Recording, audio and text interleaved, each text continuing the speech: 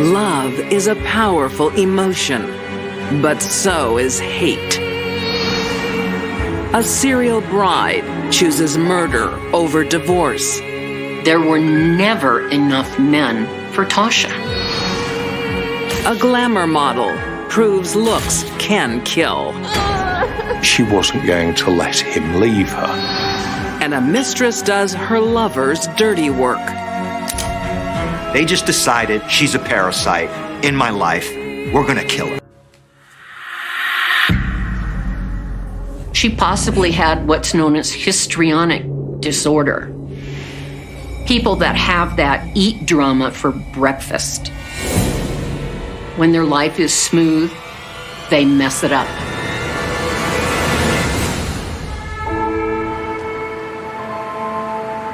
In Columbia, Missouri, 26-year-old Tasha Hesse is a new mom. Although they're not married, her partner, 37-year-old Mitch Kemp, is about to change that. How's my little girl? She's good. She's nearly asleep. Mitch had found somebody that was pretty, that was fun. What do you say, babe? Yeah? Yeah? And they have this daughter together. Thank you. It was almost like, wow, here's a good-looking girl who seems to be interested in me. But Mitch isn't the only man who can't believe his luck. Tasha's the kind of girl who gets attention whether she likes it or not. More often, she likes it.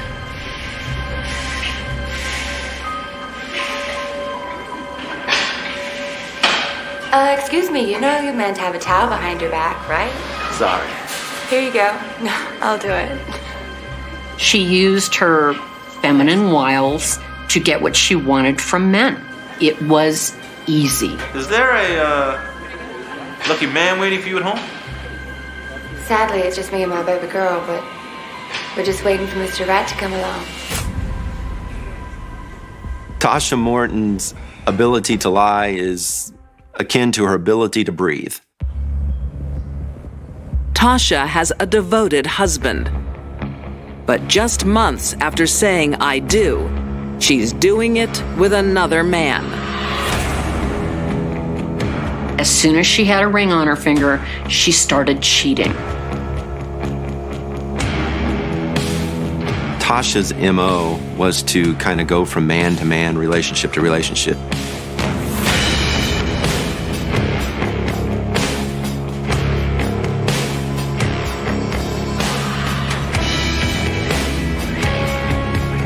And then once she had kind of gotten what she needed, she'd move on to the next. Putting off emotional gratification for long-term gain just wasn't in her books.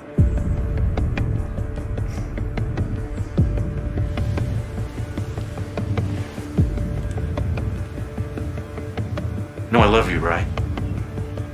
Yeah, I had an inkling. I can't imagine life without you. 34-year-old Greg Morton is her next conquest, and he's hooked.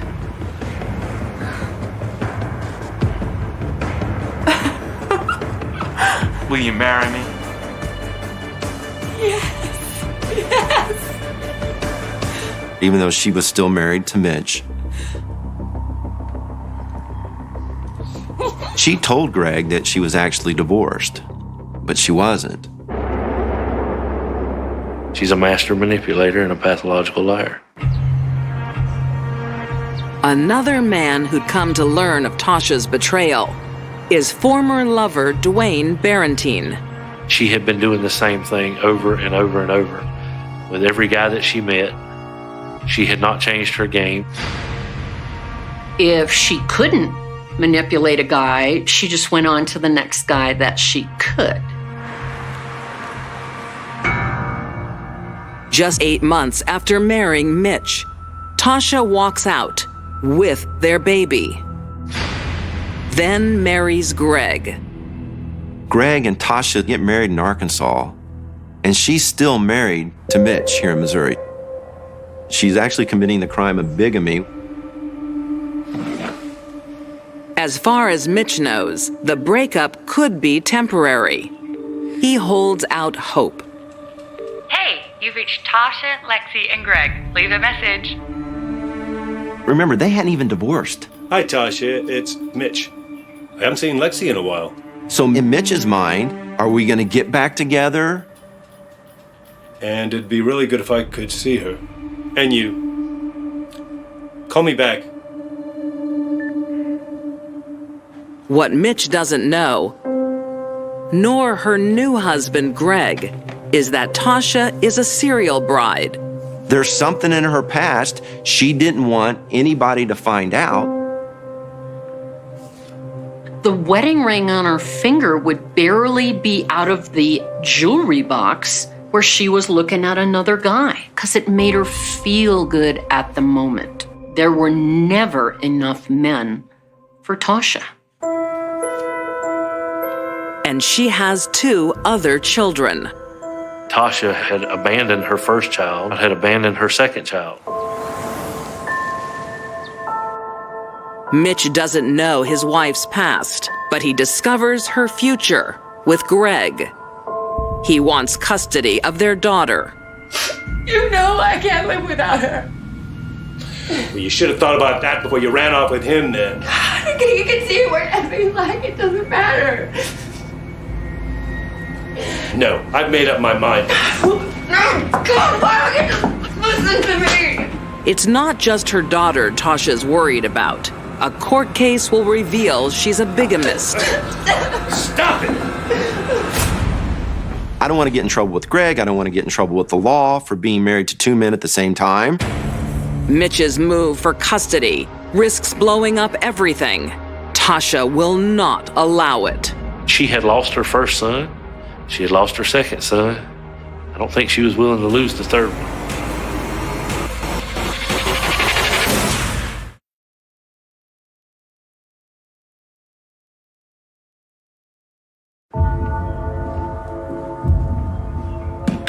Tasha Morton is about to lose everything.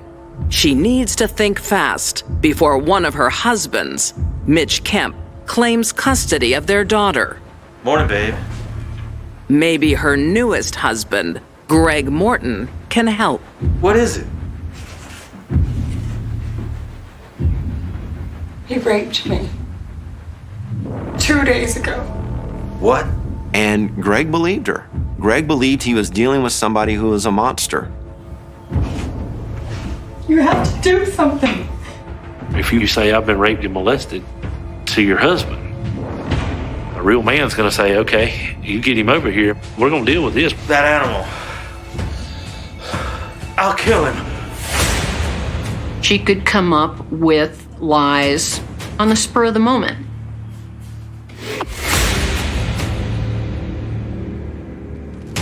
Then let's do it. On the morning of August 24th, 2004, Tasha picks up Mitch for a meeting. I don't want to fight anymore. You're her father. Where is Greg? I already told you. Greg is out of town. I think Mitch still loved Tasha in some way, still wanted to be with her. It was the mother of his child.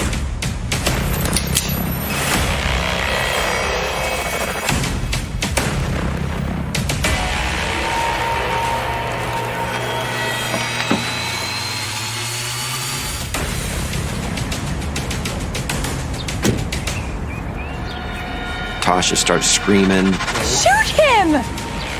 Shooting. He's raped me. He's a rapist. He deserves to die. No, she's lying! What are you doing? Shoot No! him. No! Tasha manipulated husband number 4 to kill husband number 3 because, well, why get your hands dirty if you don't have to?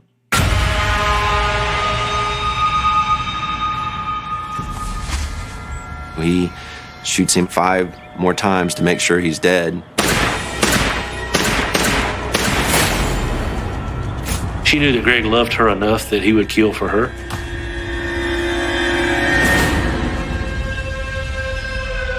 There was a tremendous amount of anger there for her to spit in his face as he was dying. Or perhaps that was another show for Greg. According to the plan, they bury Mitch's body on Greg's rural property. They had already premeditated everything. They put him on a tarp, and they poured the 2 bags of lime over the body. Because that's what farmers do. They pour the lime over a cow when it passes away to keep it from stinking. The pair move out of state to Alabama. Then, with safe custody of her daughter, the serial wife discards her disposable man. He killed for her. They should have been bound by their criminal behavior forever. Nope. As soon as he was out of town, she had a new guy. In 2007, she swoops on single dad, Dwayne Barentine. Their children go to the same daycare center. I mean, believe it or not, I have a bachelor degree in criminal justice, but... Really, that'd come in handy in a child care center. Here's a young, nurturing, loving mother, and that's what I wanted. I thought I'd give you this. All right, I'll give you a call. Okay. And I knew that's what my little boy wanted. Tasha used that to get what she wanted from Dwayne. Within a month, Tasha's under Dwayne's roof. Like all the others, he can't believe his luck.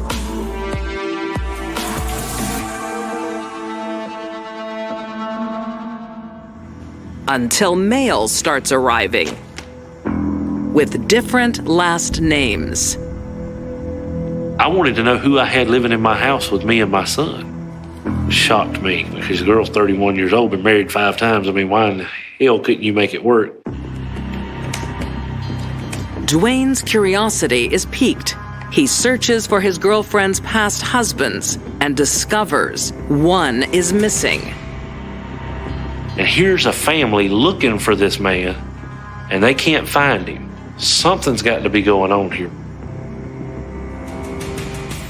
The thing Tasha never counted on was, God forbid, the murder victim's family might be looking for him. When police question Tasha, she wastes no time implicating her accomplice, leading investigators to Greg's property. Tasha, we know this is hard, but we want to put Greg away just as much as you do. And we need a body to do that. She tried to blame everything on Greg. She tried to remove herself from the scenario as much as possible. I think it's over there. Unfortunately for Tasha, police are one step ahead. They've discovered her history of lies.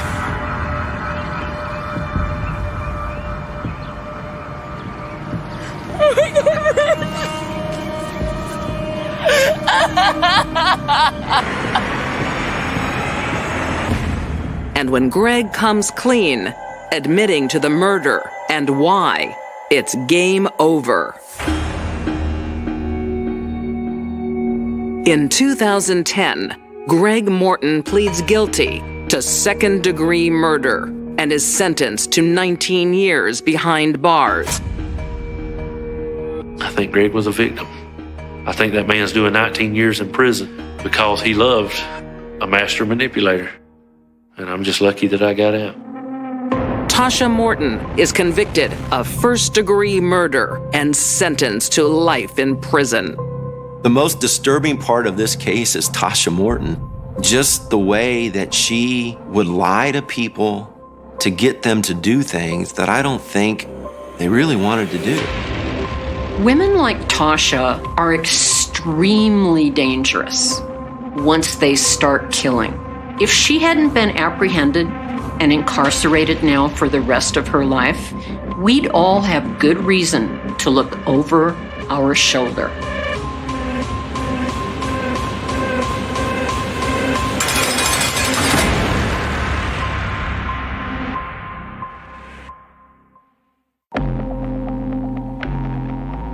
Toxic couples stay together because they're getting something out of the relationship, even if it's bad. Hello? Bad attention is better than no attention.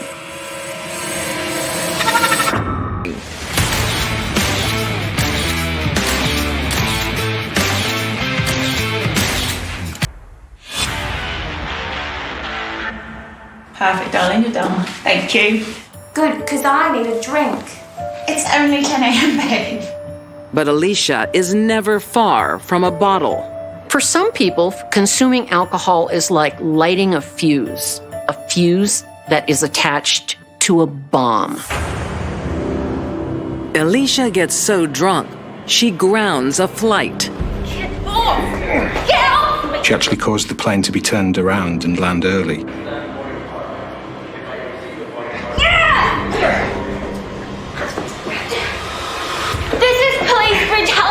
Hey, behave! You're in enough trouble as it is! She attacked one of the cabin crew because she lost her handbag in the toilet.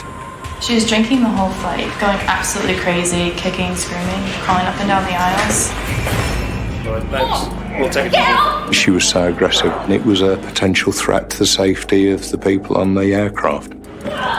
Getting in alcohol-fueled trouble on an airplane while flying, it doesn't get much worse than that. Alcohol abuse lands Alicia community service, trading glamorous outfits for work boots. But things take a turn for the better when her supervisor introduces a fellow traveler, 34-year-old Carl Bloxham. He was doing a community order for drink driving. We finished along the fence line, so do you want me to move the group down to the next sector? Yeah, good idea. On second thoughts, I'd like you to meet someone. Carl was a stable guy who had the same problem she had, but was doing well. Alicia, I'd like you to meet Carl. Carl's going to be your new probation buddy. He worked incredibly hard. He had good, close, loyal friends who plainly thought the world of him.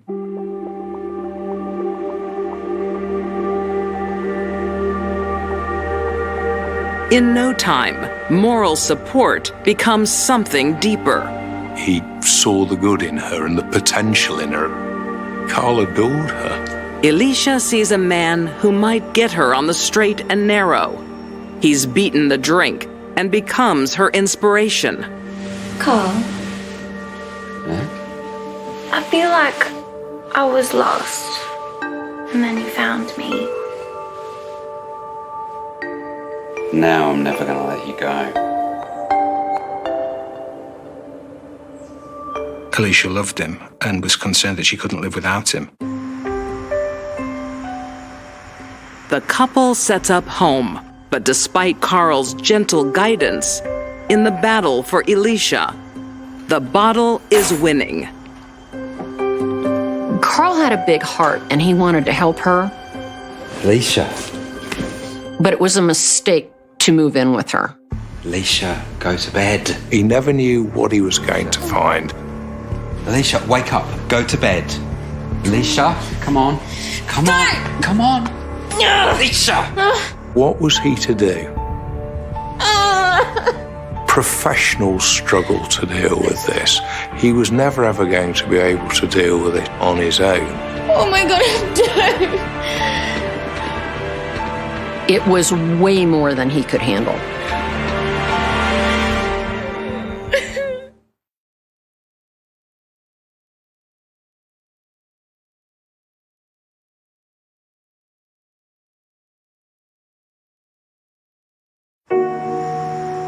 Nottinghamshire, England, 2015.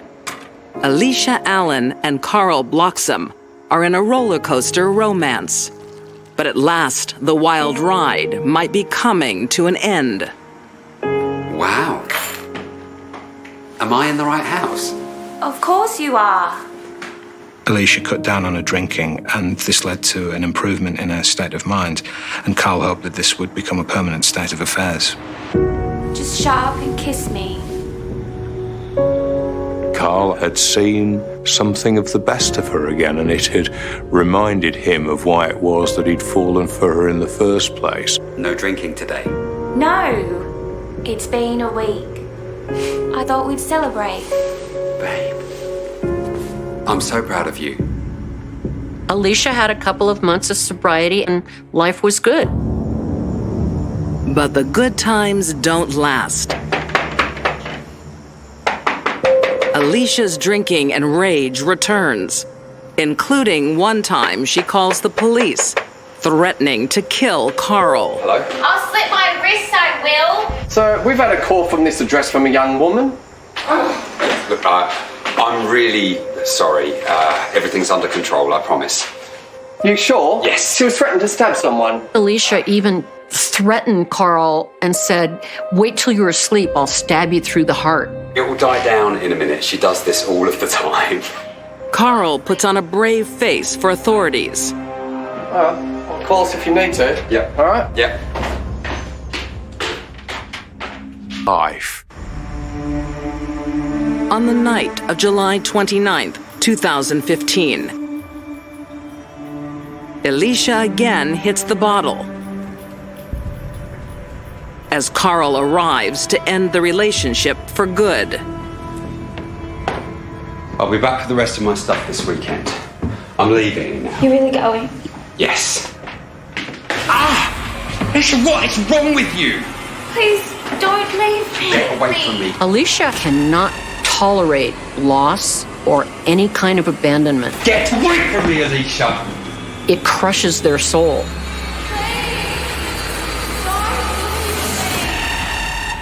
She wasn't going to let him leave her. When he made the decision to stop the relationship, he signed his own death warrant.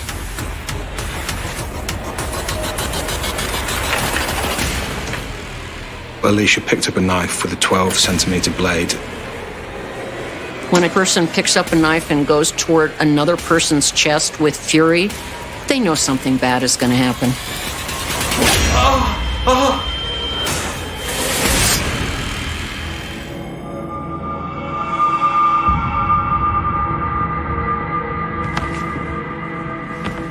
But in a vain attempt, she blames Carl. She said that Carl was drunk, that he'd been shouting at her and mouthing off at her. We were arguing and then... She swings between being terrified and horrified at what she's done, and also irritated. I didn't mean to do it. It's a tragedy for everyone, including Alicia. In 2016, Alicia Allen pleads guilty to murder and is sentenced to a minimum of 14 years behind bars. She'll be eligible for parole at the age of 43. Carl Bloxham's death must be about as unnecessary as any death could possibly ever be. He wasn't trying to hurt anyone. He wasn't a threat to anyone. He was a kind, generous, warm man who wanted the best for Alicia. Like a drowning swimmer, Alicia Allen was offered a helping hand, only to drag her rescuer down with her. She could not control herself. She would not remain sober. And when she drank, she got crazy violent. Somebody like this should not be walking around with the rest of us. They just shouldn't.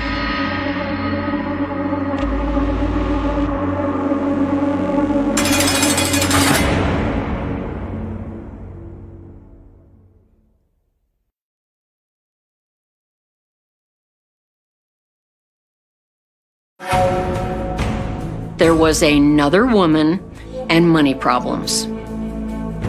That's jealousy. That's greed. She was marked for death no matter what. There's no age limit on love. And that's what 57-year-old Raminda Carr is hoping for. But in 2007 in Germantown, Maryland, she's having second thoughts. What's wrong? I'm too old for a blind date, Aarti. You look beautiful. And he's no spring chicken. Raminda was this tiny little woman. She kind of looked like everyone's grandmother. The kind of person you just want to walk up to and hug. The widow wants a new start. Ah, here they are. 56-year-old businessman Baldeo Taneja is quite the catch. There was nothing not to like. Let me introduce you to Raminda Baldev. Baldeo was a very smart guy, very accomplished. I heard you're in the pharmaceuticals. Ah, on the data side, I'm not a pharmacist. A biostatistician, Baldeo works for an American pharmaceutical company. He was a PhD, a statistician, and he brought about $160,000 a year. That's a lot of money. And he makes even more money from his direct marketing business back in Mumbai. The pair hit it off. I really enjoyed tonight. Even I enjoyed it too. Can I see you again? I'd like that. Raminda and Baldeo, they were madly in love. They sent each other love poems. Your eyes are like the stars in the sky. Poetic love texts that went on and on. They were acting like teenagers. But there's something Baldeo isn't sharing. Baldeo looked good on the surface, but in fact, he had a secret life. Back in Mumbai, he has a wife, 43-year-old Preeta Gaba. Baldeo is a player. He's leading a double life. Hello, my love. How are you? Good, my darling. Very busy. That is why you did not call me. I don't think Preeta was happy about that separation, and so she wanted to come to the United States really to be together again. Don't worry. We are meeting soon. And then you will not be able to ignore me. When are we meeting? My phone's ringing. I have to answer it. It's very important. He was trying to appear to be this good person, this good husband, but at the same time, he was dealing with two different lives. Baldeo has moved Raminda into his U.S. house. Who are you talking to? Just work. And now finds himself. By 2009, Baldeo can no longer hold off his wife. But when Preeta arrives with his stepson, she's not welcomed home, but to a hotel. What are we doing here? It's a good hotel. But why can't we stay with you? In your house? There's no room. He basically picked her up from the airport, dropped her off, and just disappeared. Hey, you can watch some good movies on that.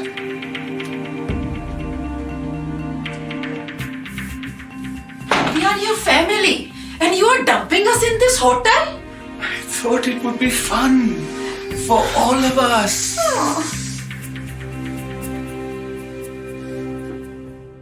Person that liked to get whatever he wanted, whenever he wanted it.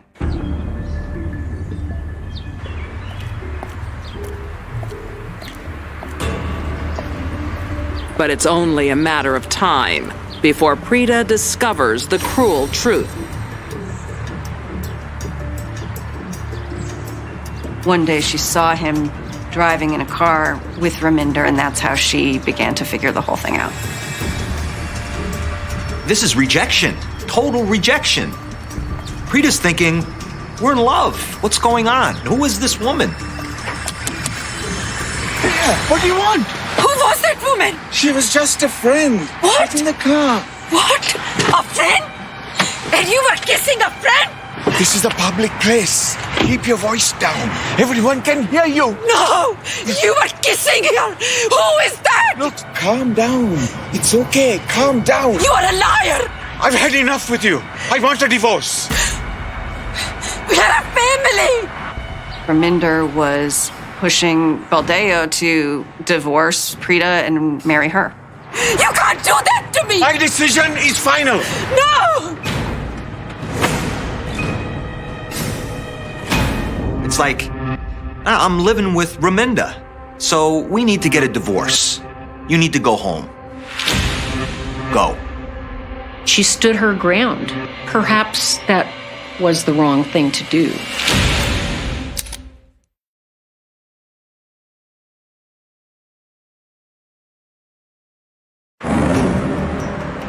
Aldeo Taneja and his new lover, Raminda Kaur, have a problem. Baldeo's wife. She's arrived from Mumbai, and she's staying. They stalked her together. They want to catch her doing something that they can use in the divorce. They want to catch her with another man. That's what they want to do. Maybe she had a boyfriend. Maybe she had a job she wasn't reporting. For the Dragon Lady. Dragon Lady? Really? Who's the dragon here?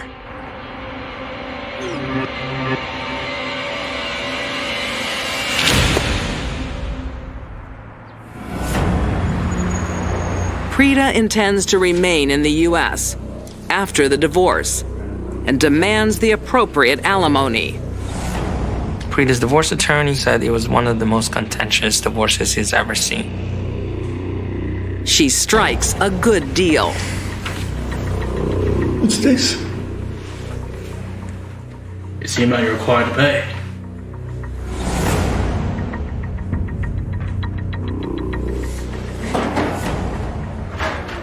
It took him a long time to swallow that piece of the divorce agreement. He had to go take a walk outside of the mediation room. He felt like he brought this woman to the United States. He's given her this big opportunity in his mind. And all of a sudden, he has to pay her money. And Baldeo isn't the only one fuming. Raminda sits back and she says, you know what? My life has changed. Because of this woman. She's taking money from us. She didn't like that at all. That festered. Things come to a boil when Baldeo refuses to pay some alimony, and Prita files for contempt of court. Raminder was going to take care of Prita for the benefit of Baldeo. The pair goes shopping. Raminder and Baldeo purchased 2 handguns. They were both revolvers, and I guess what you would consider his and her guns.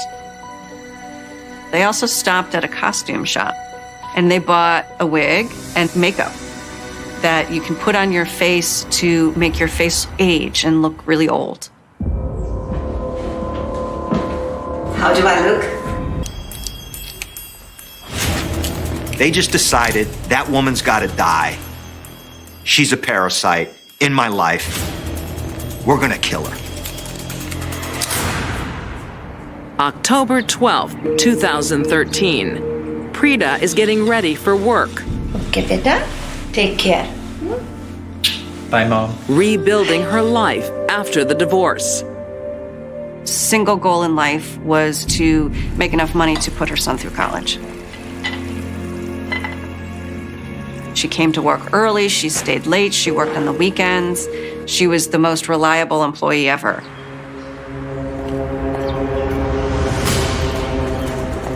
Raminder came out of nowhere. Raminder was barely close, maybe 3 to 4 feet from her when she first shot her.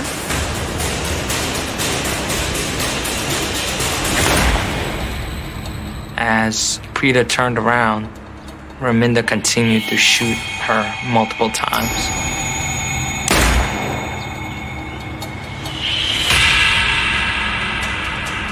Two times in the back as she's walking away. In front of witnesses, in broad daylight, Raminda eliminates her competition. Raminda's a cold-blooded killer. She's a monster. For a brief moment, she probably knew exactly who it was. As she lay there dying, I'm sure she had to consider this whole betrayal by Baldeo.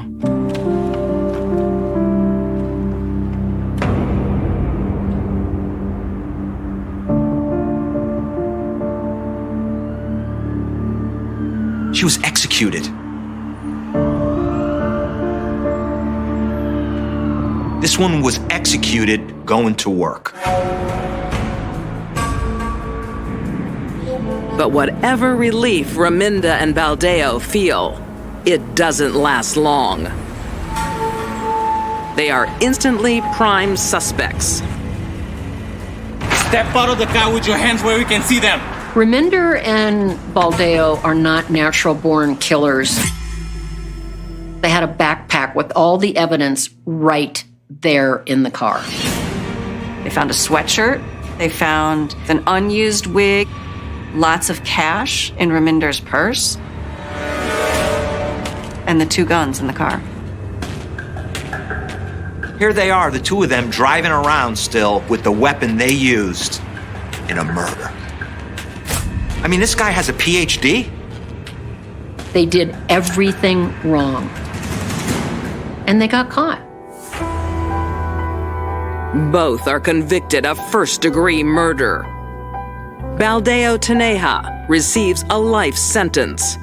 Raminda Carr is also sentenced to life behind bars, eligible for parole in 2032, aged 81. Raminda looked and acted like a sweet grandmother. People trusted her.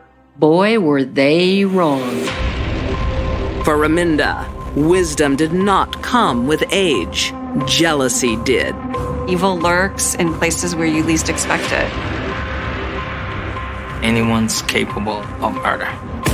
This couple, they're in their 60s. They've never been arrested before. And they go from 0 crime to murder.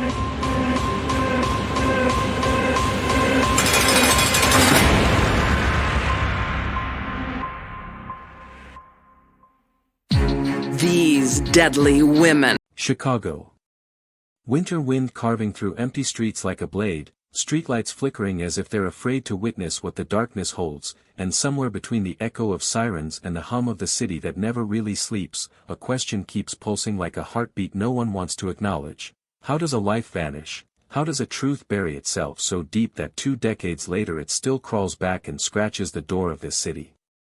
A 20-year-old cold case, a headline that refuses to die, a name whispered in bars, on sidewalks, behind closed doors, a memory that smells like rain and asphalt and unsolved fear, and tonight we return to the night everything went silent, when Chicago lost more than just a person, it lost a certainty, the certainty that truth always shows up when called. It began on an ordinary evening that turned extraordinary for all the wrong reasons, an ordinary girl, an ordinary street, a routine that should have ended in warmth and sleep, not an empty space in a world that suddenly felt reshaped by absence. She walked out of work, she smiled at her coworkers, she mentioned plans, life, laughter, all those little things that mean nothing until you realize they were the last. Then the street swallowed her. Cameras caught fragments, a silhouette crossing under a flickering lamp, a blurred vehicle idling too long at the curb, a shadow that didn't belong. No screams reported. No witnesses certain. Just a void opening in the heart of the city and pulling everything into it. Police arrived too late for answers, just in time for questions.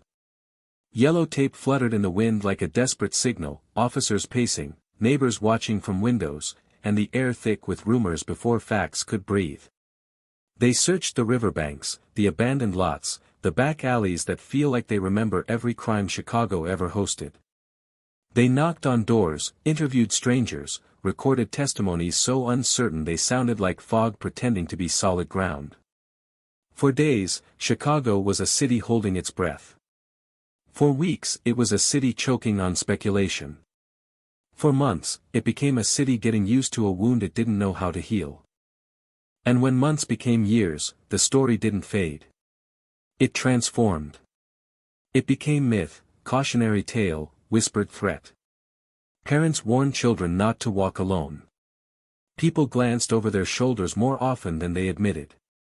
The case file thickened. Leads died. Evidence spoiled. Investigators retired. A new generation of detectives inherited a box filled with dust, photographs frozen in time, handwriting on reports slowly yellowing, and a headline stamped across it all like a curse: cold case.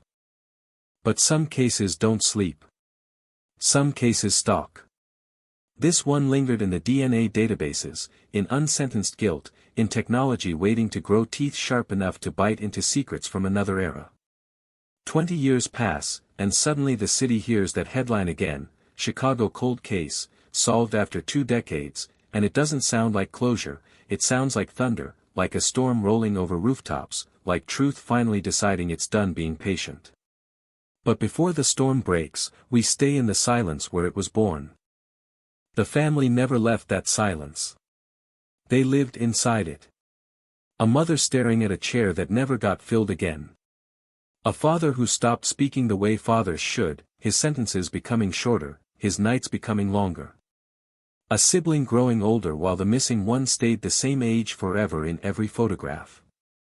Birthdays not celebrated but mourned. Holidays marked by a presence defined entirely by absence. They called the police every year. They asked if there was news every year. They learned to brace themselves for the same answer: nothing yet. They learned that hope isn't a miracle. Hope is a punishment when every passing year feels like another sentence handed down to people already serving life. Chicago moved on, because cities always move on, but it never truly forgot. Every so often the case resurfaced in local news segments, in late-night discussions, in online forums where strangers claimed to know the truth. A former boyfriend. A mysterious coworker. A stranger captured in a grainy image. A car never identified. A scream someone thinks they heard but isn't sure actually existed. Truth became a puzzle with too many missing pieces, and every piece that appeared just made the picture darker. Then there's the police, determined, exhausted, haunted. Detectives who couldn't shake the case even after they moved on to others. One of them kept the victim's picture in his drawer long after he officially left the investigation, not because he believed he could solve it, but because he couldn't accept he didn't. Another detective visited the family every year, not with news, but with presence, holding on to the idea that justice sometimes needs someone stubborn enough to wait with it. They called it unsolved. He called it unfinished. Technology evolves. Databases expand. Old evidence gets new eyes. A single fragment, something everyone once considered meaningless, suddenly matters. And that's where the pulse begins again, faint at first, then louder, then impossible to ignore. Files come back out of storage. Officers gather in a room where a 20-year-old problem sits waiting like a ghost that never stopped watching. The cold case is no longer cold. It is waking up. And when a mystery wakes up, it rarely returns to sleep quietly. But even as investigators reopen the wound, the community feels something raw return to the air. Chicago remembers that night again. The streets remember the fear. People who were young then are older now, carrying versions of the story they told themselves to survive. Some remember details differently. Some suddenly recall things they didn't think mattered. Some stay silent, because time doesn't just bury secrets, it protects them. A reopened case isn't just about truth, it's about disturbing lives that learn to live with forgetting. 20 years. One city. One name still echoing. One question still burning. And as rumors begin to spread that something big is coming, that a breakthrough is real, that after 2 decades of silence there might finally be answers, Chicago feels the storm clouds forming overhead. The headline writes itself before the truth is fully revealed: Chicago cold case solved after 20 years, truth hits community like a storm. But storms don't just bring revelation. They bring destruction. They wash things clean, yes, but they also tear foundations apart, expose what people tried to cover, and leave behind a landscape that will never look the same again. And so we stand right here, at the edge of that moment, where secrets tremble, where lies begin to crack, where evidence whispers louder than it ever has, and the city prepares to witness what really happened 20 years ago. A truth buried long enough becomes dangerous when it finally surfaces, and Chicago is about to find out that closure is never simple, justice is never quiet, and some storms don't just pass, they change everything. Chicago doesn't forget easily, but it pretends well, and when this cold case comes back from the quiet corners of storage rooms and digital archives, it drags with it every unfinished heartbeat, every unanswered call, every night when the city tried to sleep over something that never stopped watching from the dark. It begins not with a grand revelation, not with a dramatic press conference or flashing lights, but with a room. A simple room. A low ceiling, dim fluorescence humming, a table scarred by decades of elbows and decisions, and in the center of it all, a cardboard box stamped with a number history learned to fear. 20 years sealed inside a few inches of paper and dust, waiting like something alive. A detective places the box on the table, not gently, not carelessly, but like someone putting down a weight they've carried for far too long.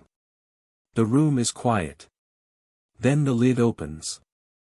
Photographs slide into light, frozen faces staring back from the past, the last known smile of a girl the city failed to protect, streets captured in harsh flash, time trapped in images where the night refuses to fade. There are reports written in voices that don't work here anymore. Handwriting from officers who have retired, grown old, or left this world. Tape sealed 20 years ago now cracked by time. Inside that box lies everything the city once knew, or thought it did, about the disappearing life that became Chicago's most haunting headline. They start with the basics, because that's how nightmares are rebuilt, slowly, methodically, step by steady step. Where she was last seen. Who spoke to her last. What she wore. What she said.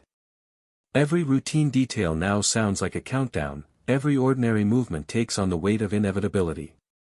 They review interviews, watch tapes, listen to old audio where voices tremble between trying to remember and trying to forget.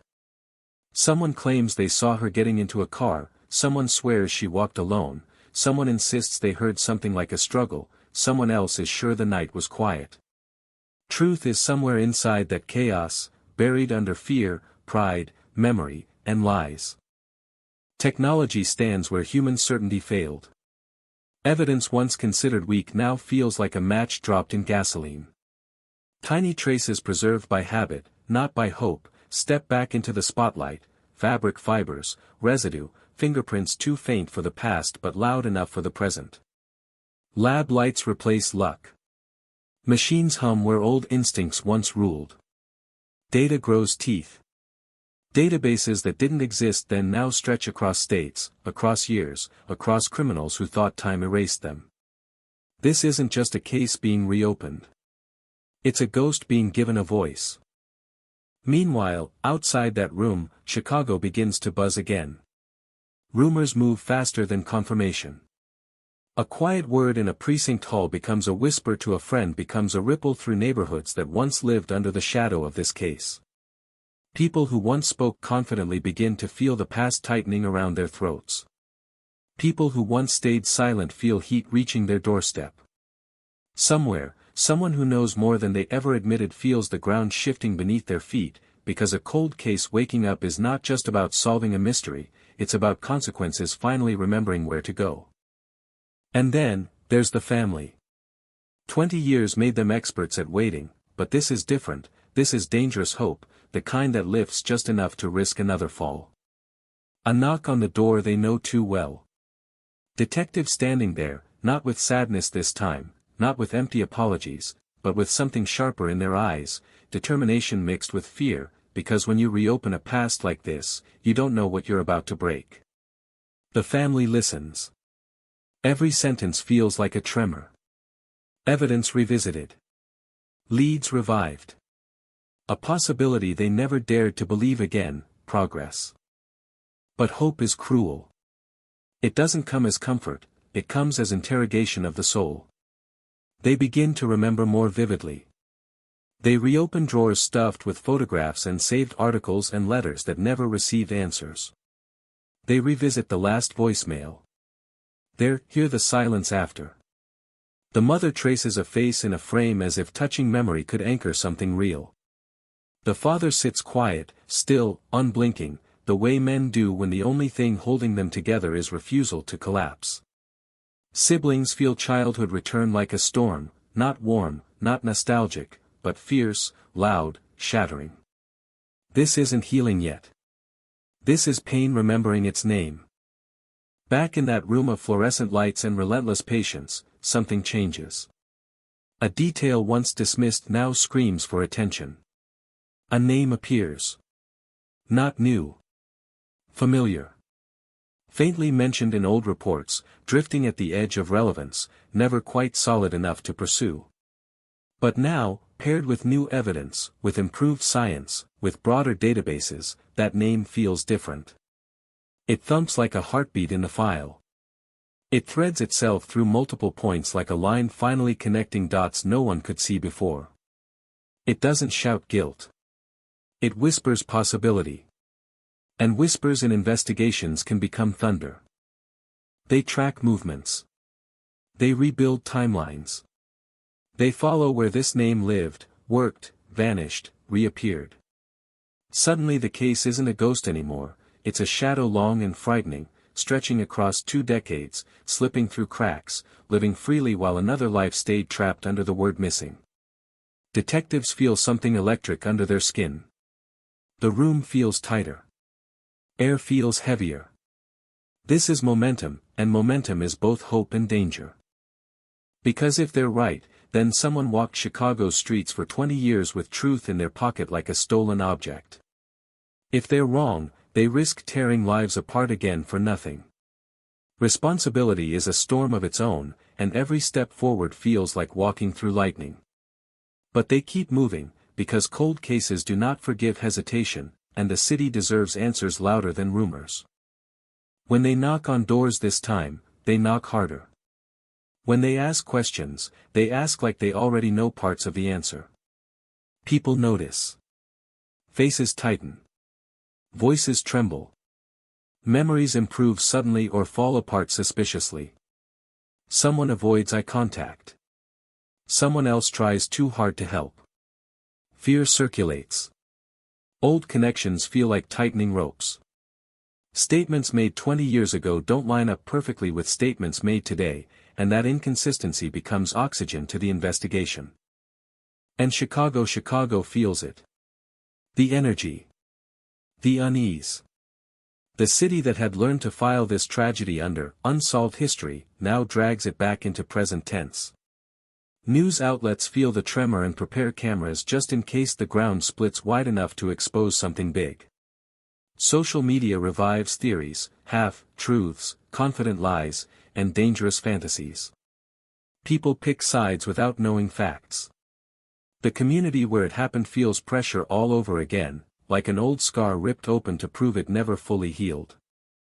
Night falls, and somewhere in the city, a detective sits alone reviewing the case again, not because they doubt the progress, but because some cases demand obsession as currency. The city lights glow outside like unblinking witnesses, and the weight of 20 years presses against the glass. He goes through each detail as if repetition can carve clarity from confusion. The route she walked. The last phone call. The timeline. The vehicles. The unexplained gaps. The inconsistencies in witness stories. Every unanswered question burns brighter when answers feel close enough to touch. And yet, doubt remains, because in every cold case, there is a moment where truth and illusion feel identical, where every direction feels convincing, where the line between certainty and desperation becomes frighteningly thin.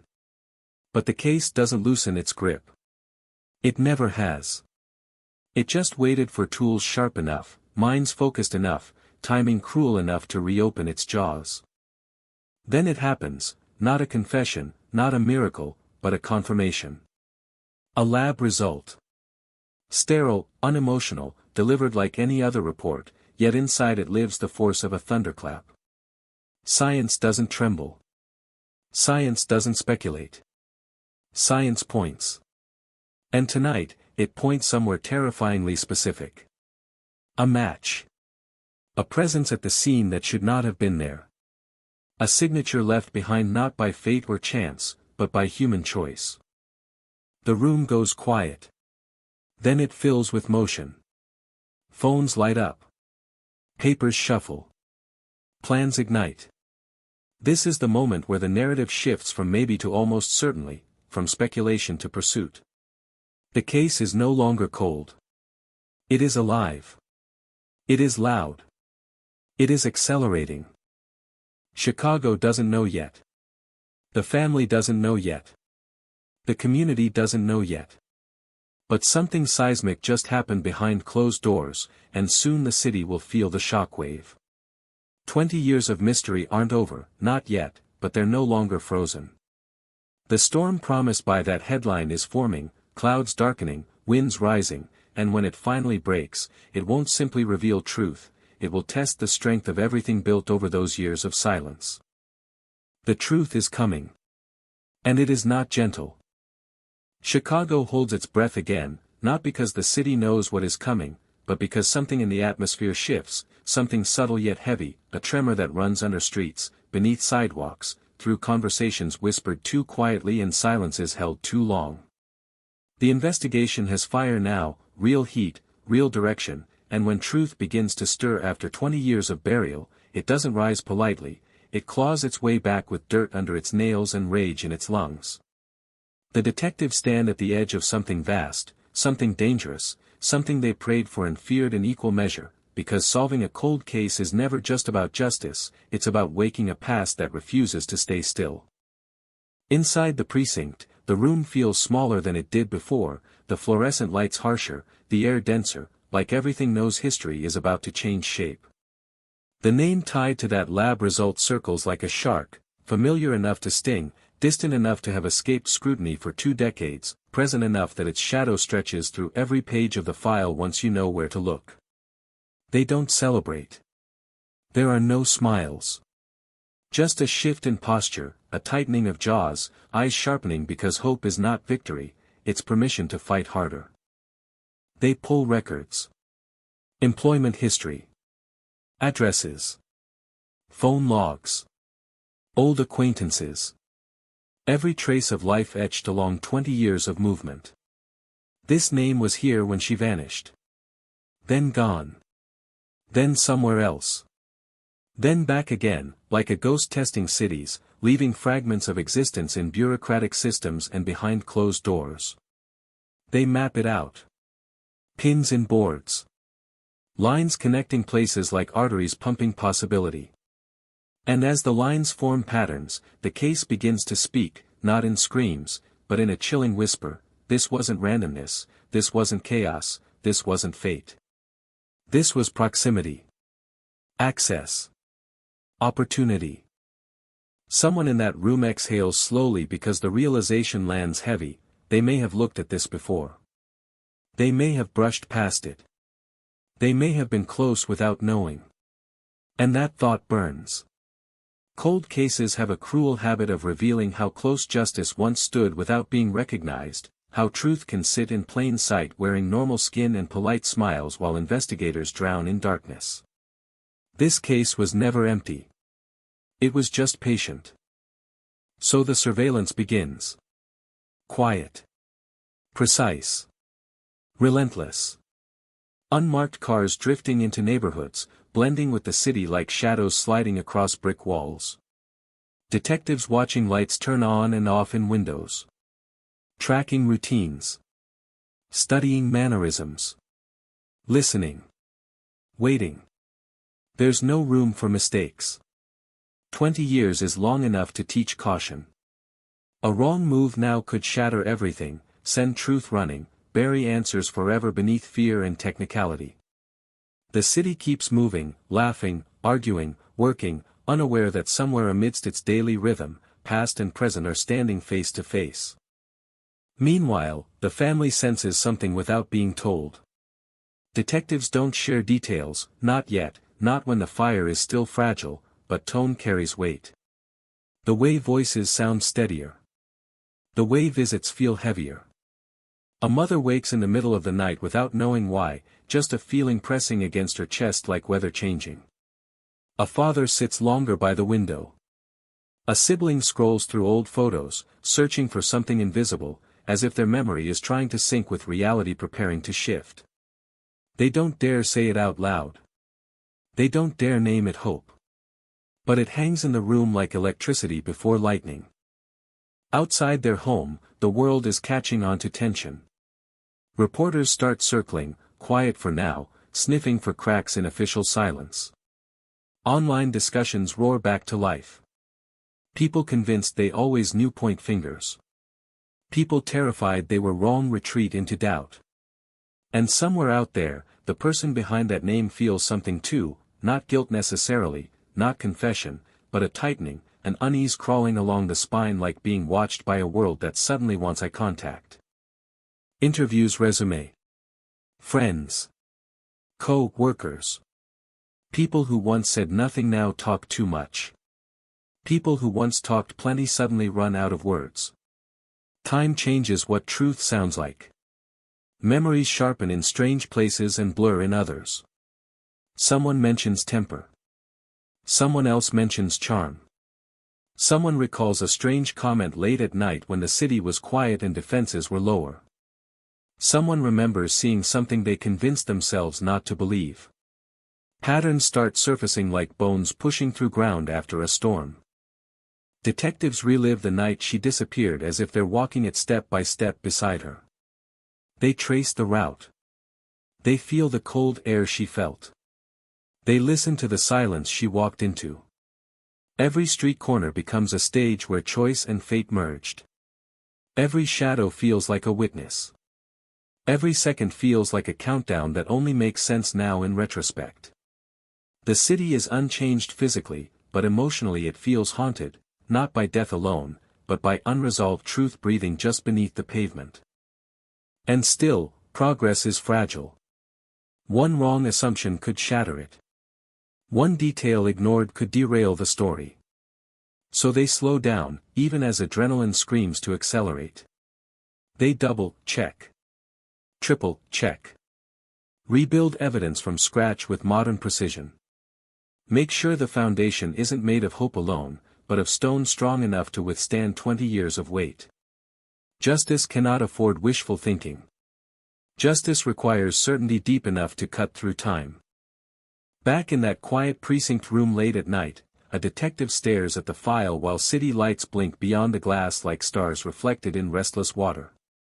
He thinks of the victim not as a name, not as a case, but as a person who woke up that morning believing she had a future. He thinks of the family who had to build their lives around a hole. He thinks of every year that ticked by without answers. And anger settles in, not loud, not reckless, but disciplined, focused, the kind of anger that refuses to fail again. And then something breaks open. A witness who never spoke finally does. Age changes courage. Distance from the moment changes fear. This person didn't step forward before, maybe they were scared, maybe they were unsure, maybe silence felt safer, but now something inside refuses to stay quiet. They remember a moment. A look. A conversation. A presence that didn't make sense then and makes terrifying sense now. Their words don't solve the case, but they lock alignment into place. Pieces click. The puzzle image sharpens. The storm gathers force. Chicago feels it before hearing it. Conversations pause. Radios hum with anticipation. Inside the investigation, there is movement with purpose now, the kind that comes when doubt finally loses ground. Plans take shape. Warrants considered. Logistics discussed. Lives about to collide violently with truth. This isn't just another attempt. This is the beginning of the end. But endings aren't peaceful. Endings tear. They expose. They rip through illusions and rewrite history in brutal ink. And as the detectives prepare to take the next step, as they ready themselves to confront a person who has lived 20 years under an unspoken sky, one thing becomes unmistakably clear: when this breaks, it will not whisper its arrival. It will hit like thunder. And Chicago, whether ready or not, is about to hear it. Chicago wakes to a day that feels wrong before anyone knows why, the sky heavy, the wind restless, the kind of weather that seems to know secrets before humans do. Somewhere in the city, traffic moves, doors open, coffee brews, life pretends to be normal, but beneath that ordinary rhythm is a pulse growing faster, louder, sharper, because the investigation is no longer crawling, no longer whispering, no longer cautiously circling the truth, it is advancing, step by relentless step, toward a point where there will be no turning back. The cold case that refused to die now stands on the edge of eruption, and every second feels like holding lightning in your hand. Inside the precinct, the room that once held dust and quiet now holds tension thick enough to cut. Faces lean over files, screens glow with data, voices speak low and precise, and everything they've gathered, every lab confirmation, every cross-checked record, every word from witnesses struggling with guilt and memory, converges into something undeniable. Doubt has fewer places to hide. Coincidence has run out of excuses. And that name, the one that slithered through 20 years like a shadow avoiding direct light, now sits under the bright glare of reality with nowhere left to escape. They prepare. It's not dramatic in the way movies want it to be. It's controlled. Methodical. Professional. Detectives review procedures. Supervisors measure risks. Legal teams ensure every step is carved in stone, because 20 years of waiting deserves a truth so solid that no one can break it with loopholes or technicalities. The plan forms like a storm map, who goes where, who speaks, who watches, who waits. No grand speeches. No declarations. Just seriousness. Just gravity. Just the quiet understanding that lives are about to change, and not all of them will survive the impact intact. Surveillance tightens like a net. Unmarked vehicles shift position. Officers settle into patience forged by necessity. They watch the house. The door. The windows. The mundane details of normal life performed by someone who has no idea the past is walking toward them with sirens inside its chest.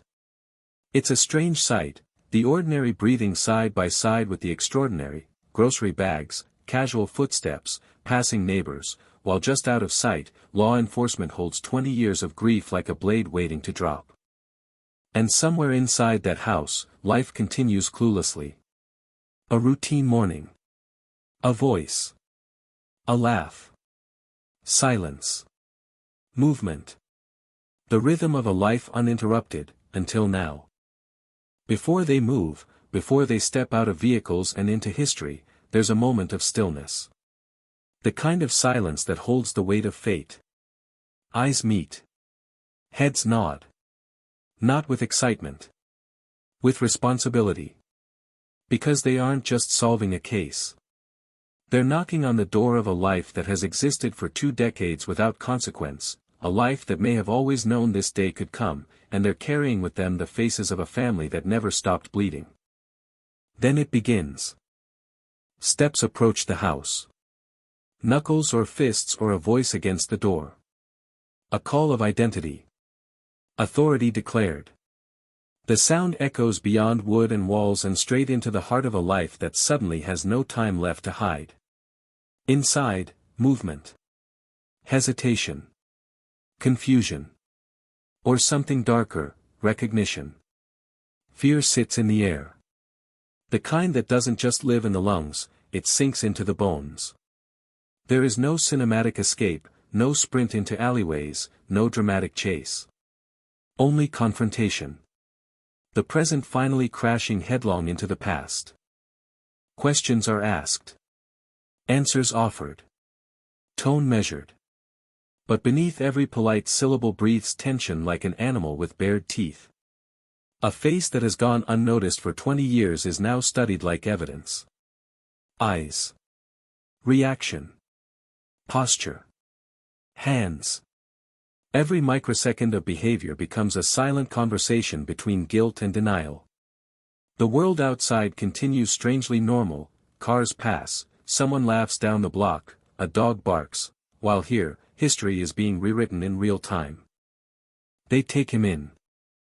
Not as a final act, but as a beginning. Because arrest isn't the ending of a cold case, it's the first crack of thunder before the storm hits full force. Handcuffs click. Rights are read. Neighbors watch from windows. Phones lift. Whispers ignite. A quiet street becomes a headline waiting to take shape. And Chicago, once distant from this case, now feels closer to it than ever, as if the city itself is finally being forced to look at the face of something it only knew as myth and mystery. Word spreads fast because fear moves faster than confirmation. News vans begin to form currents through traffic. Social media ignites with certainty, speculation, outrage, defense. People who never knew the victim speak as if they carried the case in their pockets. People who did know her struggle to breathe through a wave of emotions that have been trapped and compressed for 2 decades. Relief mixed with anger. Hope mixed with dread. Victory mixed with grief that tastes fresh again, as if time never passed. And then, there's the family. The knock on their door again, the familiar yet devastating ritual returning, but this time the tone is different, the weight different, the look in the detective's eyes different. They sit. They listen. Words come slow, careful, because the truth they've been waiting for still has sharp edges. A suspect. Evidence. Progress. Not closure, not yet, but a step so monumental it feels like the ground beneath them might not hold. The mother grips something, a chair, a sleeve, a prayer she's repeated so many times it became part of her, and this time it doesn't fall apart in her hands. The father stares ahead, the stillness in him trembling now, because he's learning what it feels like for a frozen world to thaw. Hope doesn't feel like warmth. It feels like shock. The city prepares for answers, but answers rarely come quietly.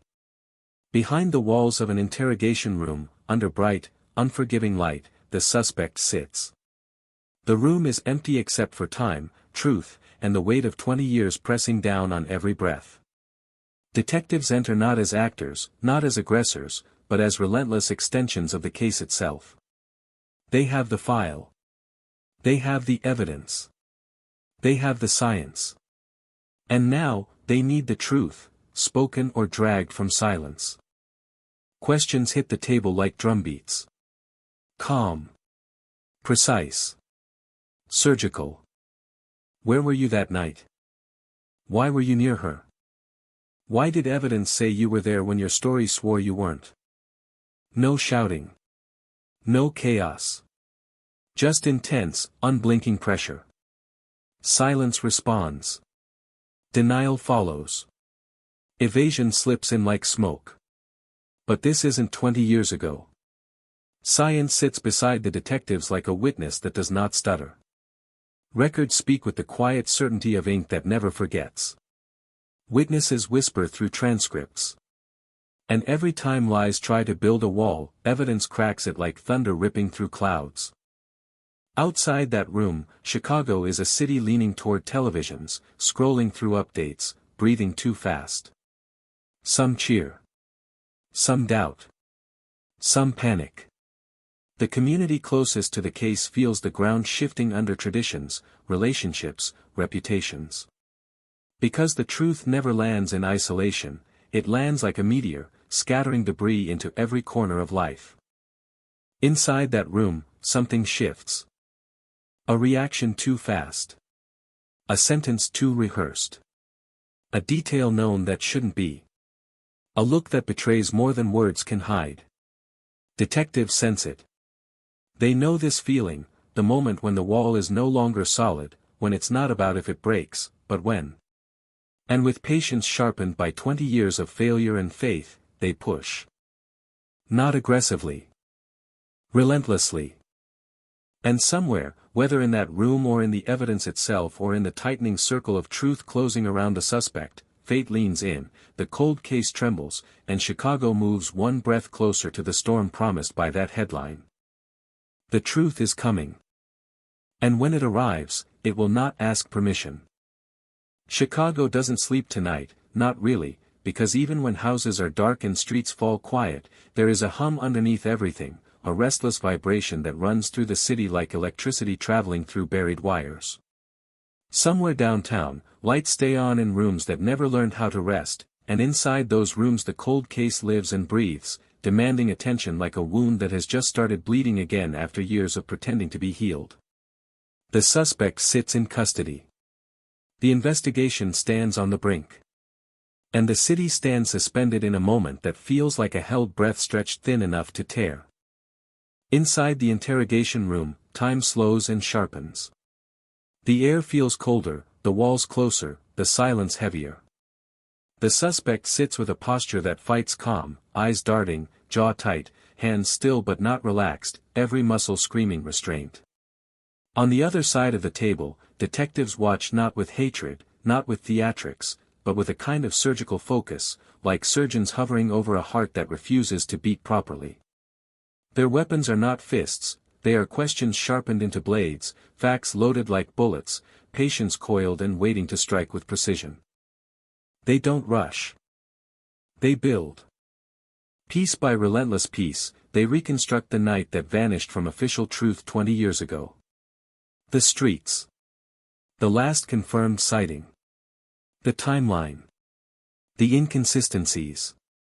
The evidence. The science that does not age. They lay it all out, not like a story, not like an accusation, but like gravity itself, unavoidable, undeniable, inescapable. Every time denial tries to take shape, reality crushes it. Every time the suspect reaches for an explanation, it collapses under weight it cannot carry. But this isn't a confession yet. This is tension stretched so tight it hums. Outside that room, the precinct feels like a storm shelter before impact. Phones ring. Officers move with urgency disguised as routine. Screens flicker with reports. Newspapers prepare drafts they don't dare publish yet. News stations whisper louder by the minute. Everyone knows something big is happening. No one knows what shape it will take. And in the middle of that anticipation sits the truth, forming slowly, dangerously, like thunder building inside a cloud. The family waits in a space between agony and hope, a space only families of cold cases truly understand. They are not celebrating. They are not crying victory. They are holding on to air like it might vanish if they breathe wrong. The mother sits with hands clasped so tightly her fingers tremble, eyes fixed on nothing and everything at once. The father stands near a window again, because windows offer distance, because watching the outside world helps keep the inside one from collapsing. Siblings hover near phones, refreshing screens that don't update fast enough, caught in a storm of what ifs powerful enough to tear open old wounds. Chicago remembers too. People who live near the original crime scene feel the past creeping back into their living rooms. Neighbors who once whispered theories now whisper prayers. Old classmates scroll through memories they had locked away. People who once defended suspects in rumors now feel their confidence rot. Others who suspected something all along feel sick, because being right about a nightmare is never victory, it is horror wearing the mask of validation. Back in the interrogation room, the game shifts. Detectives stop circling the truth and start tightening around it. Their questions grow more direct. Their tone colder. Their confidence quieter but sharper, like ice forming with purpose. They drop details only the guilty would truly fear. They mention evidence with weight that shakes the room. They speak of witnesses. Of new technology. Of things that were invisible 20 years ago but now glow like neon signs in the dark. Every word presses closer, every second squeezes harder, and the suspect feels it, the world shrinking, the options dissolving, the illusion cracking. A bead of sweat appears. A hesitation too long. A glance to the corner of the room as if searching for escape where there is none. And then a spark. Not a confession. Not yet. But a fracture. The tone changes. The voice sharpens, then falters. Denials grow defensive instead of confident. Explanations sound rehearsed and brittle. A detail slips, too specific, too vivid, too revealing. Detectives freeze, then lean in subtly, pouncing not with violence but with precision. They press that detail. Twist it. Amplify it. And suddenly the room feels hotter, smaller, louder despite no one raising their voice. Outside that small room, the investigation spreads like fire finding new fuel. More interviews. More old connections revisited. More people feeling pressure crush silence they once protected. Someone who once insisted they remembered nothing now remembers everything. Someone who once defended the suspect now hesitates. Someone reveals a moment that didn't matter then but matters terrifyingly now, a late, night visit, a suspicious bruise, a strange shift in behavior right after the disappearance. And just like that, the once quiet narrative steps closer to certainty. Chicago's pulse accelerates. The media smells blood in the water, but not the sensational kind, the historic kind. The city begins to brace itself emotionally. Streets that once held tragedy now brace to hold truth. The community watches police movements with eyes that have learned how to read silence. And a question floats everywhere like fog no one can outrun. What if the monster lived among us all along? In the precinct, detectives take a breath and push harder. The suspect no longer controls the room. The case does. 20 years of silence, grief, and doubt sit on his shoulders like iron weights. Each new fact lands like a hammer. Each contradiction slices deeper. And there is nowhere left to run. His breathing changes. His posture collapses slightly. Eyes lower. The fight doesn't stop, but it weakens. Detectives see it. They feel it. This is the moment every cold case hopes for and fears, because once truth begins to surface, it brings devastation with it. There is no victory without destruction. No justice without scars reopening.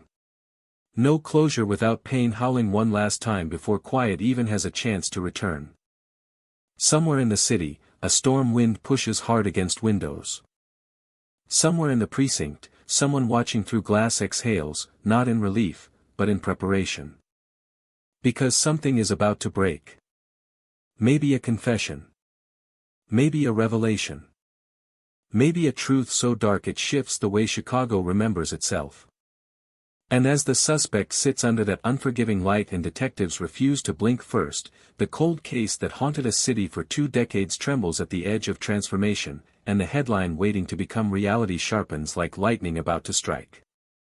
The truth is close. Closer than ever.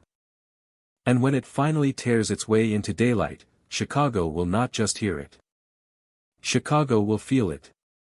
The city keeps breathing like a restless animal, streets humming, windows flickering with ordinary lives that pretend not to remember, yet somewhere deep in its bones Chicago still carries that scar, that headline burned into memory, that whisper of a 20-year nightmare that refuses to fade, and tonight the investigation tightens again, quieter but heavier, like the air before a storm, detectives walking with measured steps, voices low, eyes sharper than ever because the case that once felt like endless darkness now feels as if it's shifting beneath their feet, as if something buried is struggling to come back to the surface. Evidence is no longer just files aging in drawers, it's a pulse, alive again, beating louder with every discovery, and every heartbeat echoes the same chilling phrase, cold case no longer cold, not anymore, not with the truth pushing closer, not with the city waiting and fearing what happens when secrets finally speak. A basement lab lights up, machines hum, DNA results flash across monitors like tiny explosions of clarity in a story clouded by time, and investigators stare at names that once meant nothing, names that now feel like keys, doors creaking open after 20 silent years, revealing paths nobody dared to walk before. Old witnesses, older now, haunted eyes, tired hands folded together, voices shaking because memories they tried to lock away have been called back into the light, like ghosts summoned without permission, and each whispered recollection adds weight, adds shape, adds danger to a timeline that suddenly looks brutally alive again. The neighborhood that once turned its back now watches everything, curtains shifting, conversations stopping mid-sentence, people pretending life is normal while every corner feels like it knows more than it should, like walls themselves remember the screams that were never heard, the footsteps that vanished, the unanswered questions that wrapped the community in paranoia for years. The case has always been a presence, a shadow following every festival, every quiet night, every child walking home under flickering streetlights, a reminder that a monster once walked freely and never paid the price, a reminder that justice failed once and could fail again. Reporters linger at edges of sidewalks, microphones ready, waiting for any spark, and rumor spreads like wildfire. A name may have emerged, a suspect who was never supposed to be touched, someone who had blended into the city so perfectly that suspicion died before it was even born. Suddenly, silence doesn't feel peaceful, it feels dangerous, charged, like the city is holding its breath too long. Inside the precinct, the tension is physical, heavy in the air, every officer moving with purpose because they can feel the story sharpening into something lethal, a truth that won't come quietly.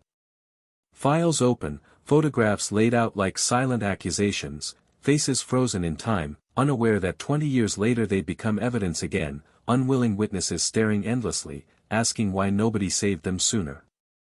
The lead detective stands over the table, jaw tight, eyes locked on the single thread tying everything together, that thin, nearly invisible line that somehow survived time, fear, lies, silence. That thread whispers a terrifying possibility, something that doesn't fit the comforting narrative the city once needed. What if the person responsible was never a stranger in the shadows? What if they were closer, familiar, trusted, woven into daily life like a harmless background detail, a neighbor, a coworker, a presence everyone dismissed because evil rarely wears the face people expect? And as this suspicion grows, so does the unease. Phones ring. Records get pulled. Addresses get revisited. The name that repeats itself is one no one wanted to hear, because it changes everything, it flips every assumption upside down, and it makes the years of failure feel even colder, even crueler. A knock echoes through an old apartment hallway, dust floating in the sunlight like unsettled history, and when the door opens, eyes meet eyes with a calmness that feels wrong, a stillness too steady for someone surrounded by suspicion. The conversation is polite, too polite, and the voiceover inside the detective's mind screams louder than the spoken words. This person has practiced innocence for years, perfected it, worn it like a tailored mask. Questions grow sharper, subtle pressure builds, and behind every casual denial there's a tremor, a flicker, a fracture, the smallest signs that the truth is not stable anymore, it's cracking under weight. Outside, the city moves as if nothing is happening, cars passing, children laughing, trains rattling across steel tracks, yet something unspoken ripples beneath the noise, like Chicago itself can sense that after 2 decades of fear, something monumental is unfolding behind closed doors. The cold case is no longer a dusty headline, it's alive, breathing down the neck of the present, forcing everyone to confront what they tried to forget. Families of victims sit in their homes, staring at silent televisions, waiting for a name to appear, waiting for that impossible closure they stopped believing in, hands trembling because hope hurts when it comes back after years of burial. Some pray for justice, some fear the truth, because sometimes the real story is worse than the myths the city built to survive. Night falls harder than usual, sky dark like an ink spill swallowing the skyline, and the investigation shifts from quiet persistence to controlled urgency, every movement precise, every decision dangerous. Surveillance begins. Patterns resurface. Old connections reveal themselves like hidden scars. The suspect doesn't run, doesn't panic, moves through life with unsettling normalcy, which almost feels more sinister than fear, because it suggests comfort, confidence, familiarity with darkness. The detectives feel it, that chilling sense that they are not just chasing someone, they are circling a figure who has lived with the truth for 20 years like it was nothing, like it was just part of breathing. And while the police close in silently, the community revisits its memories, reopening emotional wounds that never truly healed. Conversations resurface in late-night kitchens, people recalling strange moments from years ago they brushed aside, odd habits, unexplained disappearances, eerie comments that now feel radioactive with meaning. The puzzle pieces that once seemed unrelated now click together, forming an image that terrifies everyone who sees it because it proves one thing: the horror wasn't distant, it was near, woven into normal life so perfectly that nobody dared believe it. And when fear mixes with realization, it becomes something powerful, something volatile, something like a storm building momentum over the lake. Inside the investigation room, a clock ticks too loudly, and the final pieces fall into place. The evidence aligns, the timeline sharpens, the motive darkens, and there is no room left for doubt. This isn't coincidence, this isn't theory, this is the truth rising from the grave of a cold case that refused to die quietly. A warrant forms. A plan solidifies. Tension coils around every heartbeat. Officers prepare, knowing this moment carries 20 years of weight, 20 years of grief, 20 years of unanswered questions screaming for resolution.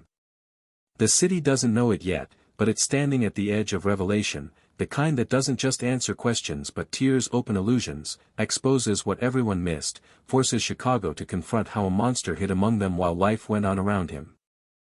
And somewhere in that final calm before impact, the case no longer feels like a file. It feels like thunder about to break open the sky.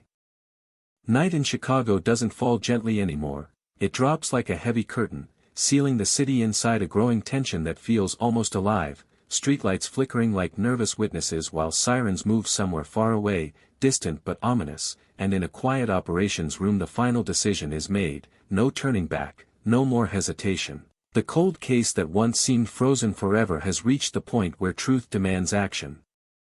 Officers assemble like shadows training themselves to be silent thunder, radios muted, breaths measured, every movement rehearsed but still electric with fear, because this isn't just an arrest, it's a collision with 20 years of darkness, a confrontation with something that hid so well it convinced an entire city to doubt itself. Files close. Vests tighten. Doors swing open into the night, and Chicago seems to listen, aware that history is about to shift, aware that everything buried beneath years of denial is about to be dragged screaming into the light. Meanwhile the suspected figure lives another ordinary evening, television glowing, cups on the table, routine movements that should feel harmless but instead look chilling, like a performance practiced for decades, like innocence choreographed to perfection, and somewhere inside that ordinary silence there is a weight, a secret so heavy it bends the air around it.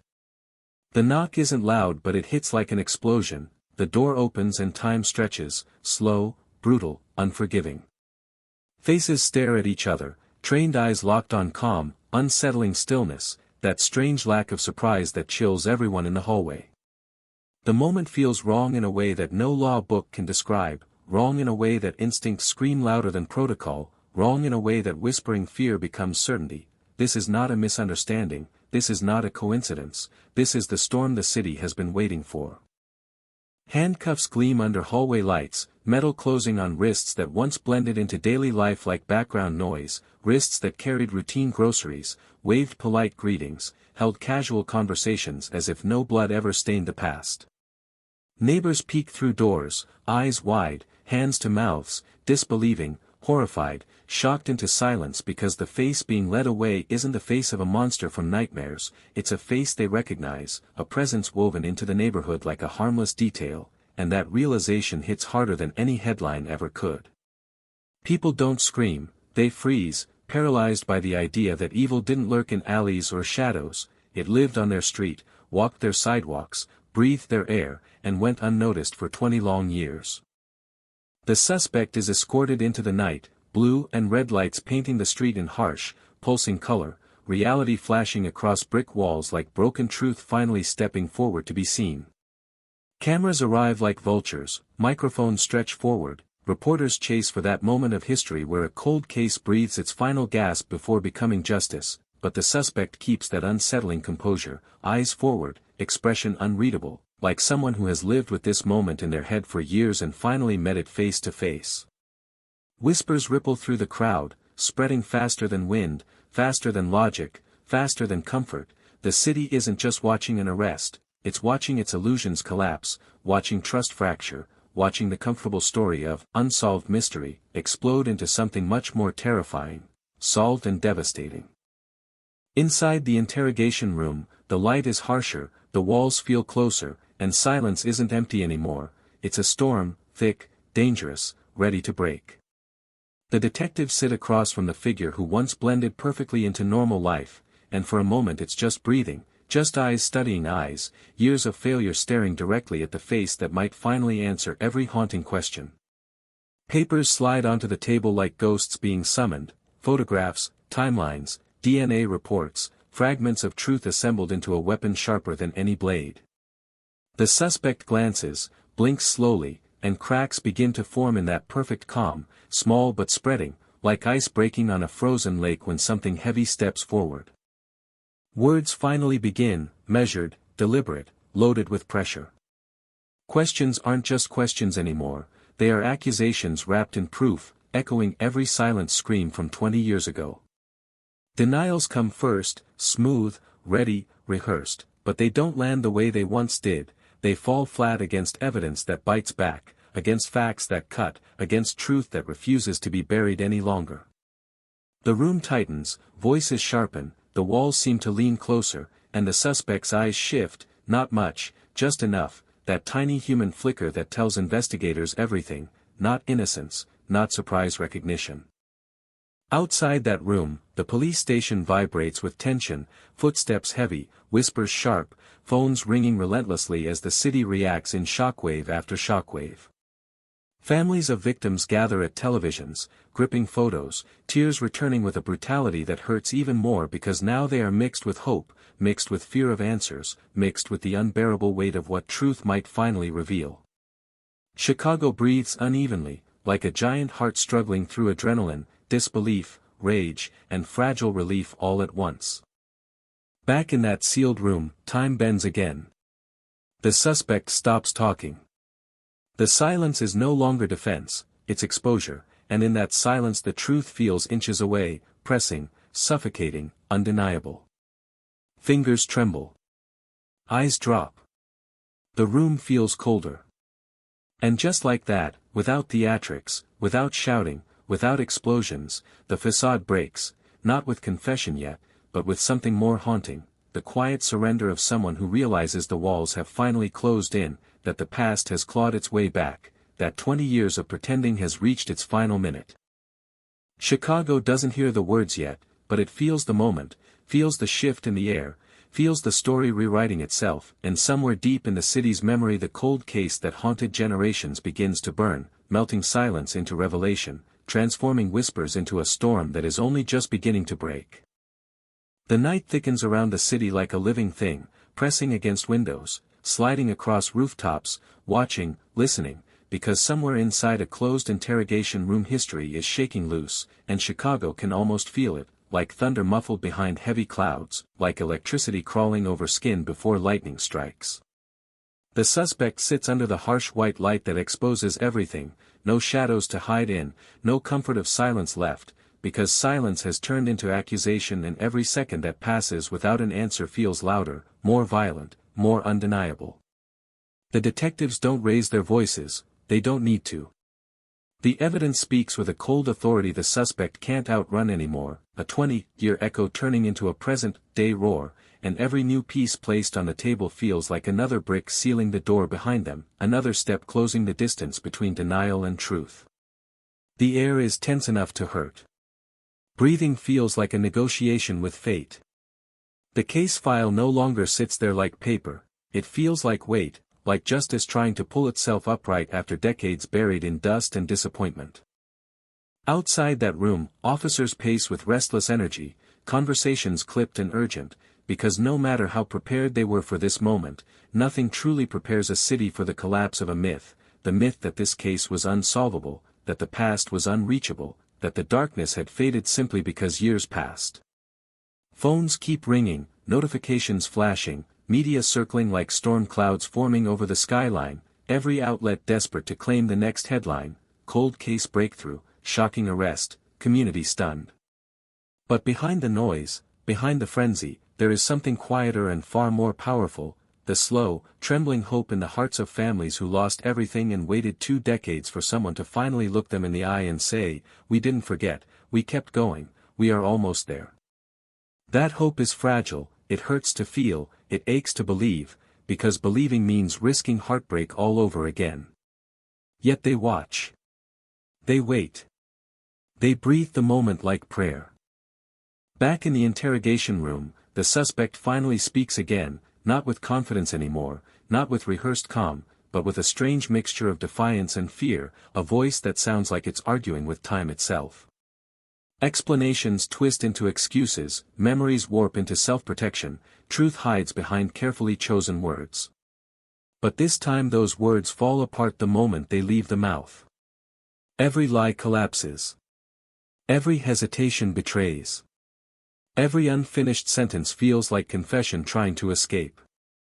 The detectives push carefully, not violently, pressing where it hurts most, inconsistencies, timelines, relationships, things that once slid past unnoticed now pinned perfectly under the weight of new science, new witnesses, new determination.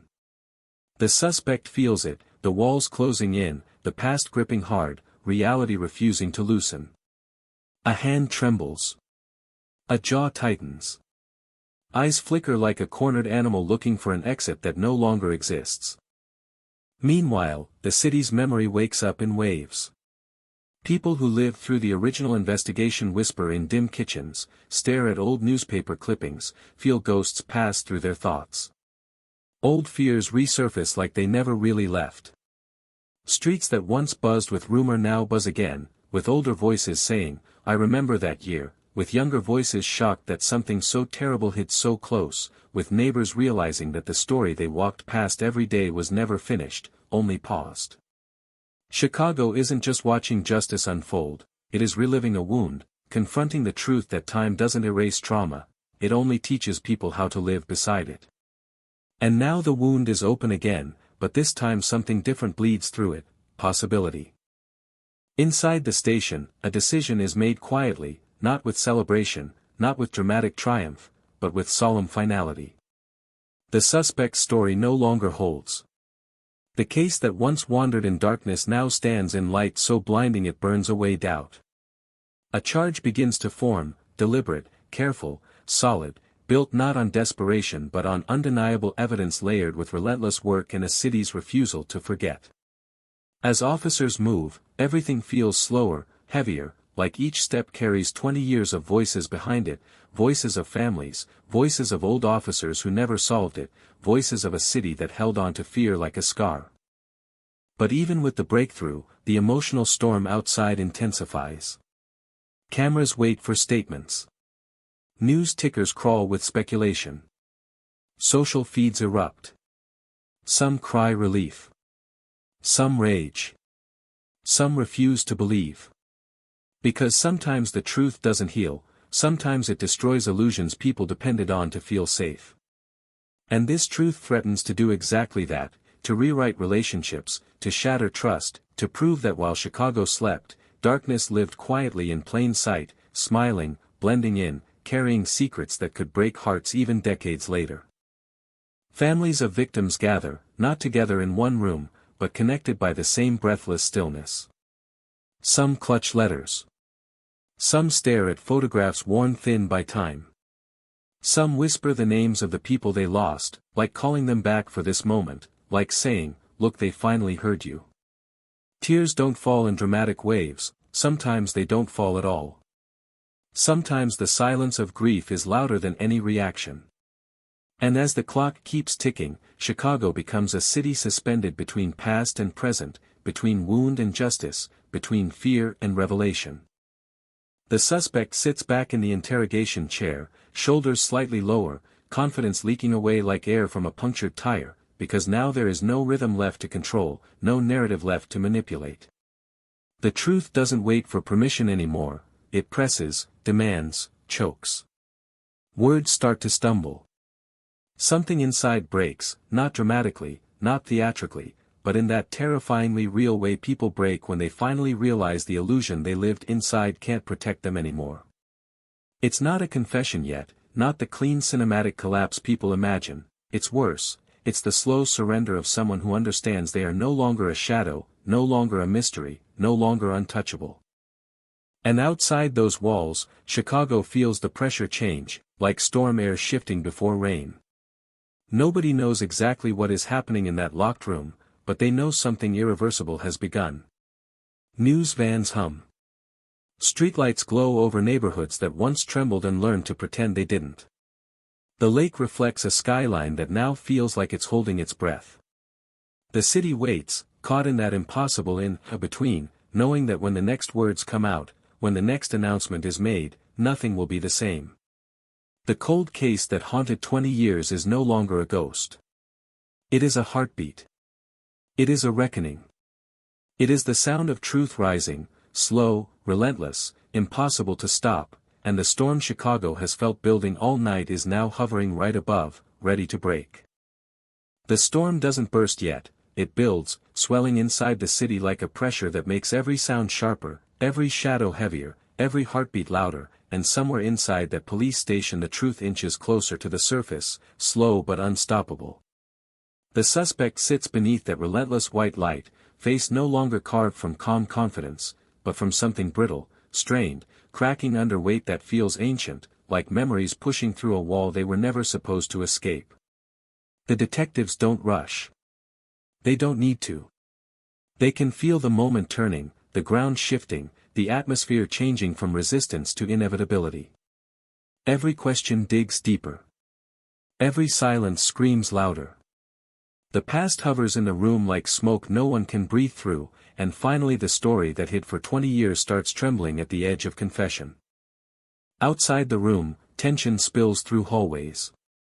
Officers glance toward the closed door every time footsteps echo nearby, knowing the city's anxiety pulses inside that room, knowing what happens in the next minutes will shape headlines, shape memories, shape lives. Nobody celebrates. Nobody smiles.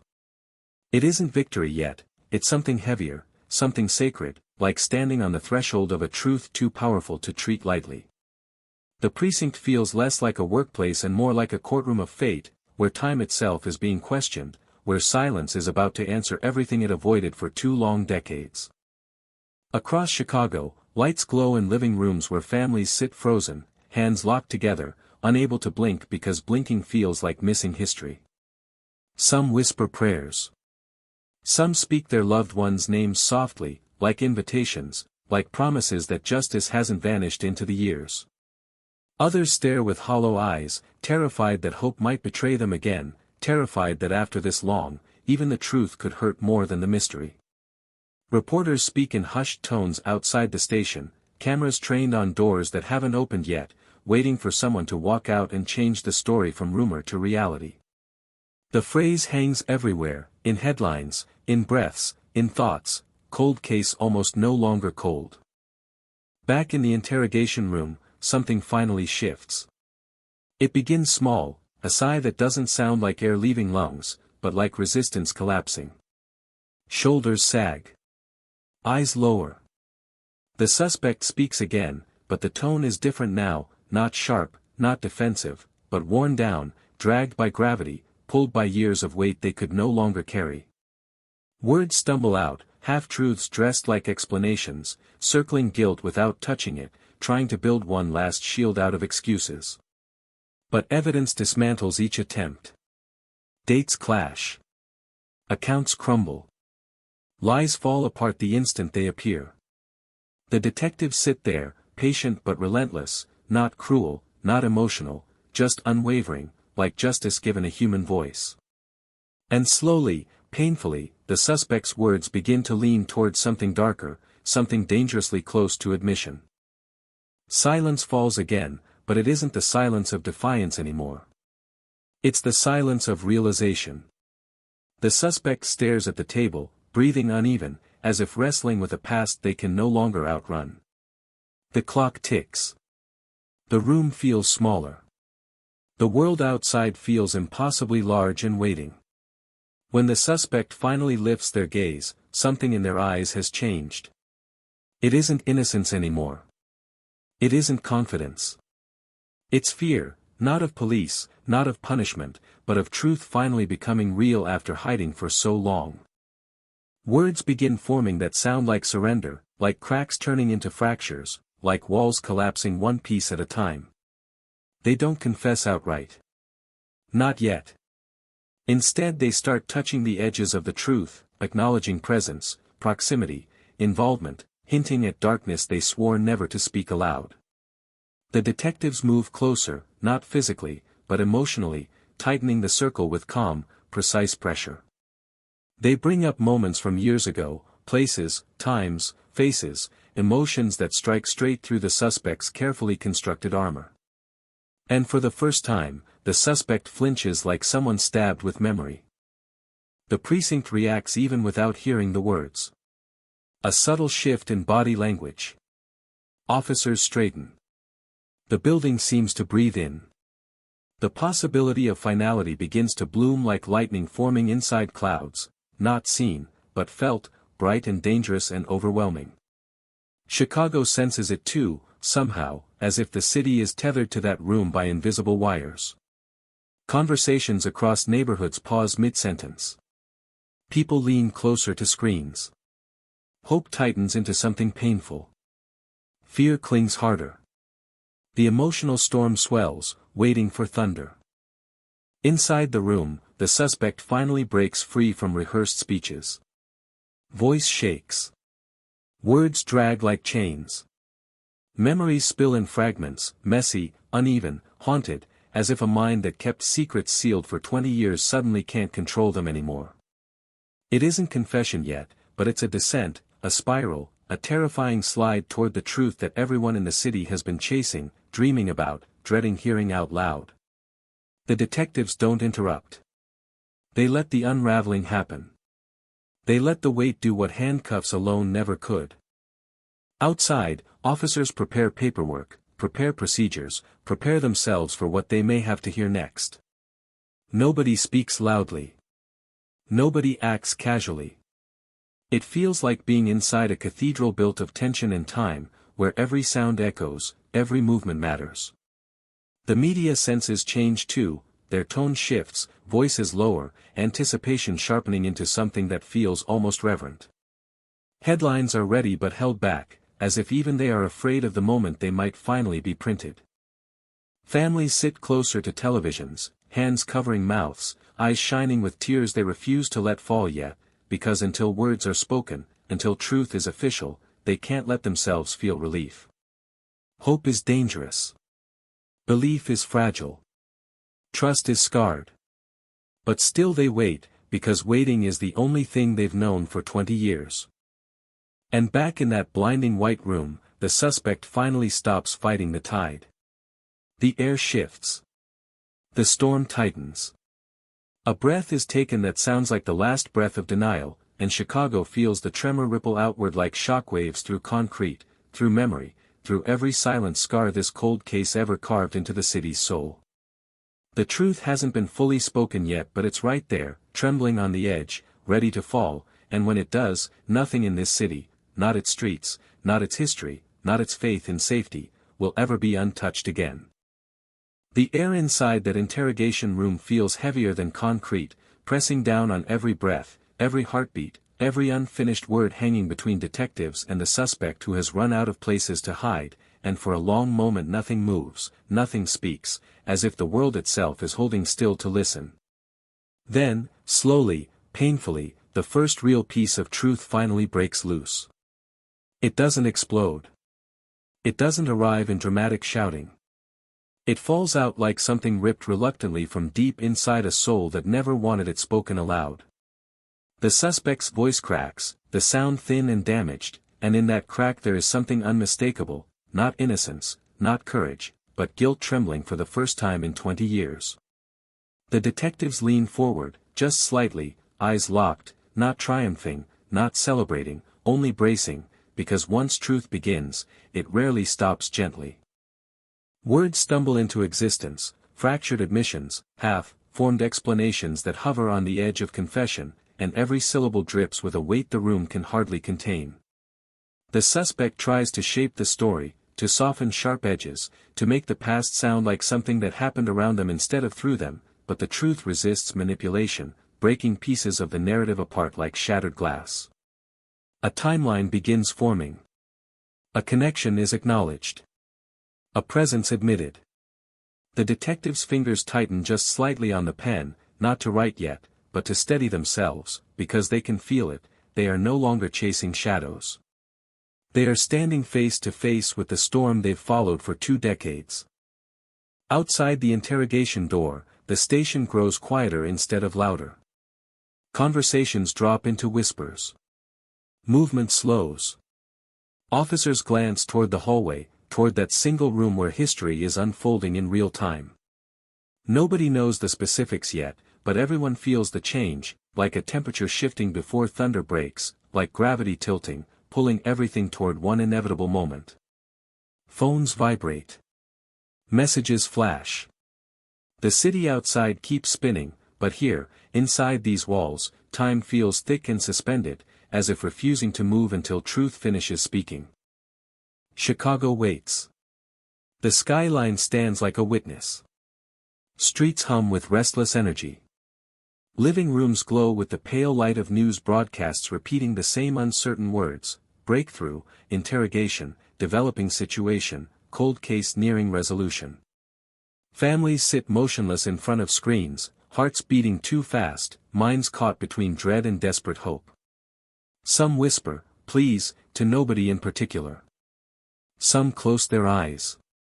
Some stare with an expression that isn't anger or relief, but something deeper and more complicated, a grief that has lived too long and doesn't know how to react when possibility finally knocks at its door. Back in the room, the suspect's narrative unravels further. The attempt to control the story collapses. Voice trembles harder. Truth pushes through stubborn resistance like floodwater breaking through a brittle dam. More details spill out, not the full admission yet, but pieces sharp enough to cut. The detectives push, careful, timing their words like surgeons timing incisions, pressing just where the story wavers, just where guilt trembles most. The suspect snaps once, anger flaring, a desperate attempt to rebuild the mask, but anger melts quickly into exhaustion, into a hollow sound that resembles defeat. And then, finally, the moment happens, not loud, not cinematic, not satisfying in the way movies promise, but devastating, quiet, irreversible. A sentence slips out that cannot be taken back. A word drops that cannot be explained away. For a heartbeat the room freezes, everything suspended in stunned silence, as if even the air is shocked by what it just heard. The detectives don't rush in with cheers or dramatic proclamations. They simply hold the moment, steady, let it live, let it echo. Then they move forward calmly, guiding the suspect through the next unbearable steps, solidifying the admission, turning fragments into structure, turning trembling acknowledgement into something undeniably real. Outside, the subtle change becomes a wave. Officers stand straighter. Phones lift faster. Paperwork slides forward. The energy in the precinct sharpens like a blade being drawn. Nobody says it out loud yet, but eyes say everything: it's happening. It's finally happening. The truth that escaped for 20 years is no longer running. It is here, trapped in a room, bleeding into sentences, forming into something that can finally be written, signed, recorded, carried to court, carried to families, carried to history. Across the city, something like thunder rolls through neighborhoods without sound. People feel it, even without words, like an emotional tremor running under streets and through windows. News alerts pop. Anchors lean forward. Their voices drop from speculation into anticipation, something measured and heavy. Viewers lean closer to screens, almost unconsciously, as if proximity could pull the truth out faster. Tears appear in eyes that haven't cried in years. Hands tremble. Hearts remember pain they tried to bury but never could. Hope and fear crash into each other like waves colliding in storm water. Inside the interrogation room, the suspect can't stop now. Once truth begins, it demands completion. More details spill out, shakier, darker, harder to speak. There is no triumph in the detective's expressions, only gravity, the quiet solemnity of people witnessing something catastrophic finally being acknowledged. There is a sadness in the air that no justice can erase, because even the truth cannot undo what happened, cannot return what was stolen, cannot rewind 20 years of grief and unanswered nightmares. What it can do is close a wound that refused to heal, but closing a wound still hurts. Sometimes it hurts more than leaving it open. Paper slides across the table. A pen waits. The suspect stares at it like it weighs 1,000 pounds. Another silence stretches, one final struggle, one last desperate breath of denial before it dies. Then the hand reaches out. Fingers shake.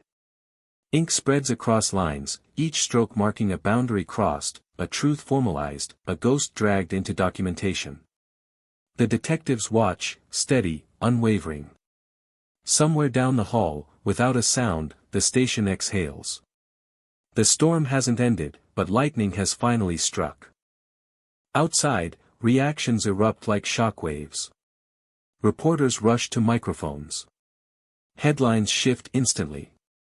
Words flood screens: admission, breakthrough, confession, 20-year cold case turning to fire. The city feels the impact the way a body absorbs a punch, stunned, breathless, overwhelmed. Some shout in relief. Some sob in a way they haven't allowed themselves to for decades. Some stare, stunned, because hearing the truth, even secondhand, is different than imagining it. It is heavier. Sharper. Real. Families of victims receive calls. Some pick up immediately, hands shaking. Some hesitate, because answering means stepping back into pain they've learned to survive around. Voices on the other end speak gently, carefully, respectfully, but even gentle words can devastate. Tears finally fall. Names are spoken out loud with new meaning, not just as memories, but as people finally seen by justice. The grief doesn't vanish. It never will. But tonight it shifts, just slightly, from endless uncertainty to something solid, something grounded in truth rather than void. And that shift hurts, but it also heals, in a way only truth can. Chicago breathes differently now. The tension that wrapped around the city begins to loosen, not entirely, not peacefully, but undeniably. The skyline glows under a restless sky, lights flickering across hundreds of thousands of windows, each one holding a different reaction to the same earth-shaking revelation. Some neighborhoods erupt in conversation. Others sink into reflective silence. Police radios crackle with procedure. Reports print. Steps are taken. The machinery of justice, stalled for 20 years, roars back to life with unstoppable momentum. Back in the precinct, the suspect sits quietly, drained, smaller than before, like someone who has finally run out of themselves to hide behind. The detectives leave the room slowly, carrying not victory, but responsibility. This isn't the end. This is the beginning of another long road, courtrooms, statements, legal storms still ahead. But the hardest barrier has broken. The truth has surfaced. The lie that protected the past has died. The station doors open. Reporters surge. Flashlights strobe the night like artificial lightning. Officials step forward with controlled words, careful phrasing, confirmation without spectacle, because this story doesn't need performance, its weight is already overwhelming. When the confirmation finally reaches the city in clear, undeniable form, it hits like a shockwave. There it is. The cold case isn't cold anymore. It has a shape. It has a voice. It has an answer. And that answer rolls across Chicago like thunder finally reaching the ground. The city doesn't cheer like after a championship. It doesn't celebrate like a victory parade. It stands, collectively, in something closer to reverence, stunned, sorrowful, relieved, shaken to its core. Because closure isn't clean. Justice isn't gentle. Truth isn't painless. Tonight proves all of that with brutal clarity. And yet, beneath the grief, beneath the shock, beneath the headlines exploding across screens, something powerful stirs, a long-awaited breath of peace beginning, a wound that finally has stitches instead of emptiness, a community realizing that even after 20 silent years, voices can still be heard, cases can still break, darkness can still be dragged out of hiding. Chicago looks at the night differently now. The storm that built inside the city for hours, for years, for decades, finally breaks, not in triumph, but in truth, and the truth hits the community like a storm exactly as the headline once promised, fierce, devastating, undeniable, but also cleansing in a way storms sometimes are, washing away lies, clearing air choked by silence, leaving behind a city that will never forget but can finally, slowly, begin to breathe.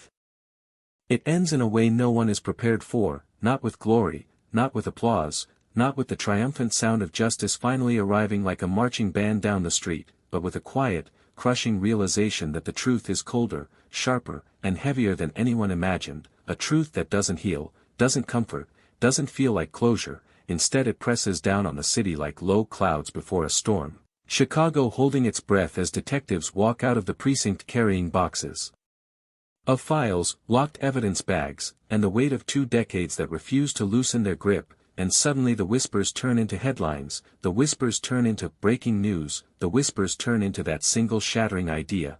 The cold case everyone thought was forgotten is solved, but solved doesn't mean safe, solved doesn't mean over, solved doesn't mean the nightmare fades, it means the nightmare finally has a name. And that name burns like acid on the tongue, spreading shock through neighborhoods that once learned to live with unanswered questions, only to be dragged back into the darkness they tried so hard to outrun, and the city hears the words like thunder. After 20 years, the truth hits, brutal, merciless, unstoppable.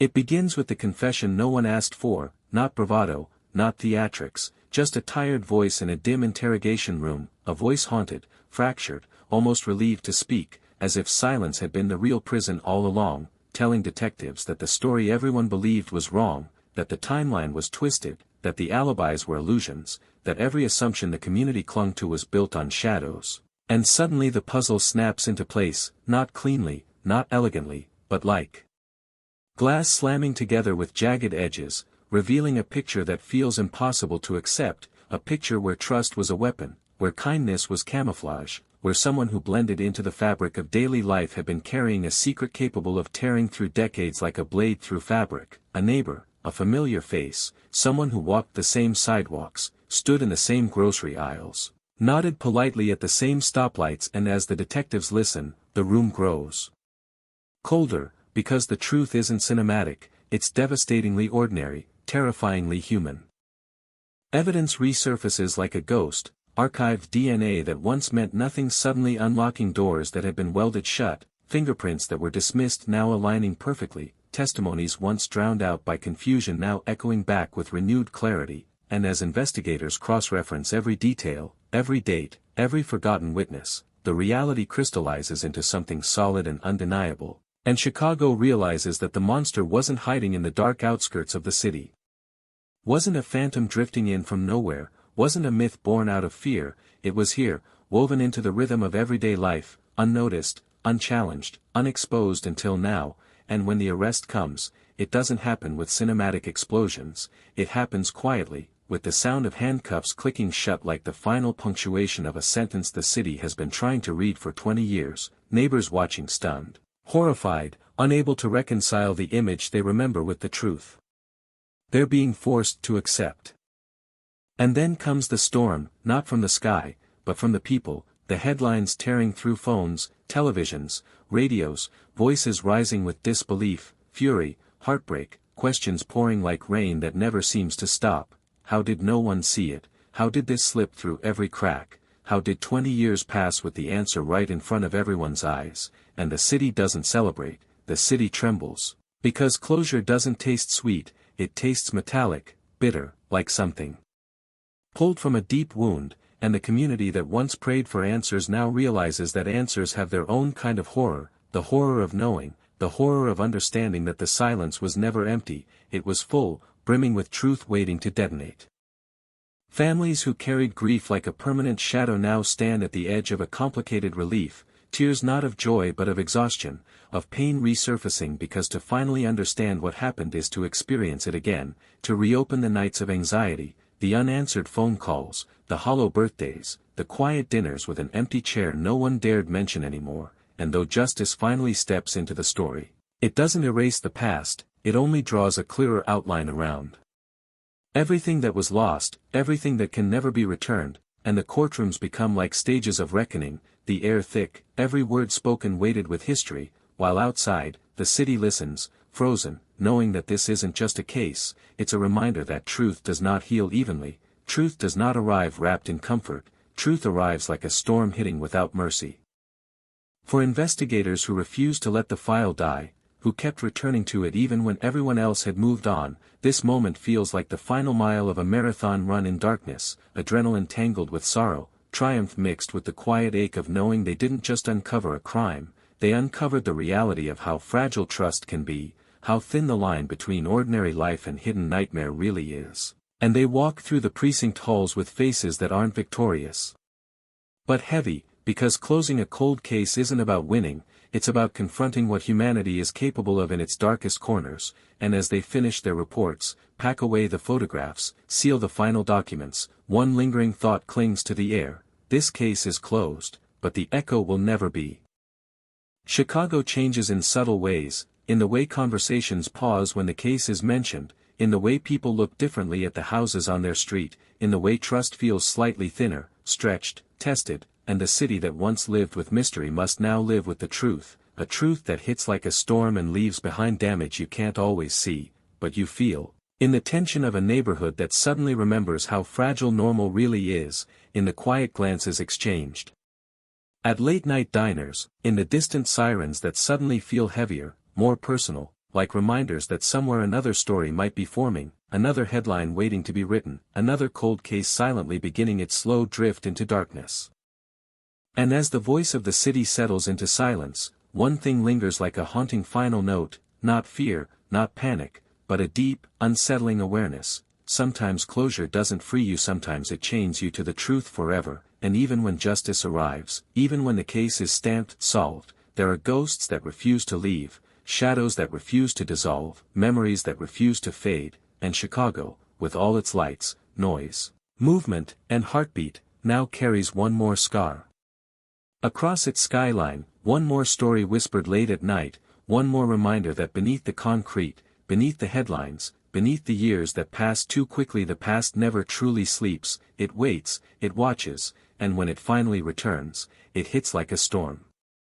It should have ended there, with the file stamped closed and the city exhaling, but instead the silence after the verdict becomes louder than the years of unanswered questions, a strange, echoing quiet that doesn't bring peace, only a new kind of unease, like Chicago isn't sure how to breathe without the mystery anymore, like the absence of the unknown is its own kind of haunting, and the streets seem to remember everything, every headline, every vigil, every whispered theory that once filled the gaps where truth refused to live, now replaced by a certainty that feels heavier than any speculation ever did, because now the community isn't wrestling with imagination, it's wrestling with reality, and that reality lingers like a shadow even in daylight, unavoidable, undeniable. People retrace their memories the way investigators retraced evidence, going back to the same moments again and again, asking themselves if there was a sign they missed, if there was a conversation that now sounds different, a smile that now feels wrong, a detail that could have shattered the illusion years earlier, and the cruel revelation is that life was moving too fast back then, too loud, too ordinary for anyone to hear the quiet warning beneath it, so now the guilt creeps in, uninvited. And relentless, guilt from neighbors, guilt from friends, guilt from those who once brushed off rumors or defended the wrong person without even knowing it, because no one thinks of themselves as someone who lives beside a storm until the storm tears through the house next door and leaves you staring at your own reflection, wondering how close you came to it without ever realizing. Chicago becomes a city of held breaths and unfinished sentences, conversations breaking off mid-thought when the case comes up, not because people have nothing to say, but because there's too much to say, too many layers of shock folded into years of numbness, and it feels like reopening a wound that was never allowed to heal properly, because healing requires answers, and for 20 years there were none, then suddenly there were too many, all crashing down at once like glass pouring from a shattered window, and in that chaos of truth, the city finds itself suspended between relief and ruin, between finally knowing and wishing it never had to. News crews pack up. Reporters move on. The national spotlight fades like a storm cloud drifting to some other horizon where another tragedy waits to become a headline, and Chicago is left alone with its ghosts, the calm that follows a hurricane where debris still litters the streets and the scent of rain still hangs in the air, and the community realizes what reporters never stay long enough to understand: the story doesn't end when the cameras leave. It doesn't end when the judge's gavel falls, it doesn't end when the suspect disappears behind prison walls. It keeps living in every place the case once touched, in every home it haunted, in every mind it rewired, because 20 years isn't just a number, it's a lifetime, and you don't erase a lifetime of fear and uncertainty with a single answer, even if that answer is finally the right one. The families carry truth like another weight layered onto grief, because grief without explanation was unbearable, but grief with explanation is something else entirely: grief with detail, grief with clarity, grief with images that now won't stop playing in their minds like a film they never wanted to watch, scenes of what happened, how it happened, where it happened, filling in all the blank spaces that once felt empty and now feel suffocatingly full, and they walk through the city changed. Not just parents, siblings, relatives of victims, but people who have lived inside a mystery and then survived the collapse when that mystery was torn open, leaving them standing in the wreckage with truth as both comfort and curse, and their eyes tell a story words will never be able to hold.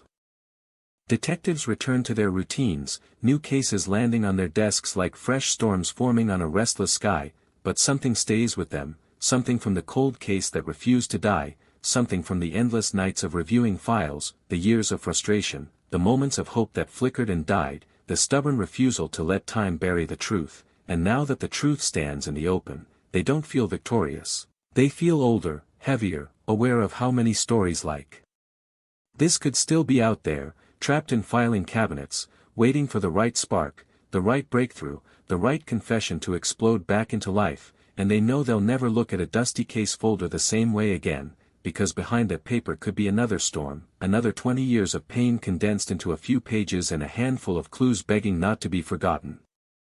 The suspect becomes a name burned into the city's memory, not spoken loudly anymore but whispered, avoided, treated like something toxic that could contaminate a room if mentioned too casually, and yet curiosity doesn't die, it deepens, people searching for answers not about the crime anymore, but about the person behind it. How do you live among people while carrying something like that? How do you smile? How do you sleep? How do you function while hiding a truth so violent it could fracture an entire community when revealed? And those questions have no satisfying answers, only unsettling realizations that evil doesn't always look monstrous, sometimes it looks painfully normal, quietly ordinary, and that realization shifts something in the city's soul, making everyone just a little more cautious, a little more alert, a little less trusting of the simple surface of things. And somewhere in that widened silence, the city understands why this will never simply be another closed chapter, because the case didn't just expose a criminal, it exposed vulnerabilities, exposed blind spots, exposed the myth that time heals everything on its own, and now Chicago knows better. Now Chicago knows that time doesn't heal unanswered questions, it feeds them, grows them, lets them thread themselves into neighborhoods, into families, into identity, until the case is no longer just a file, it's part of who the city is, and solving it doesn't erase that. It only sharpens the outline of what those years did to everyone who lived through them. Late at night, long after the verdict, long after the headlines have quieted, the city still feels awake, as if somewhere the past is still pacing, still restless, still trying to settle into its new shape, and you can almost feel it in the air, that lingering pressure before thunder, that electric unease of a storm that has already hit once but still leaves the sky heavy with unfinished tension, and Chicago lies beneath that sky. Lights flickering in high-rise windows, streets stretching into darkness, a city that knows too well that justice and peace are not the same thing, that answers and comfort don't always travel together, that sometimes when the truth finally arrives, it doesn't calm the storm, it becomes the storm, and the echo of it keeps rolling long after everyone thought the noise was over.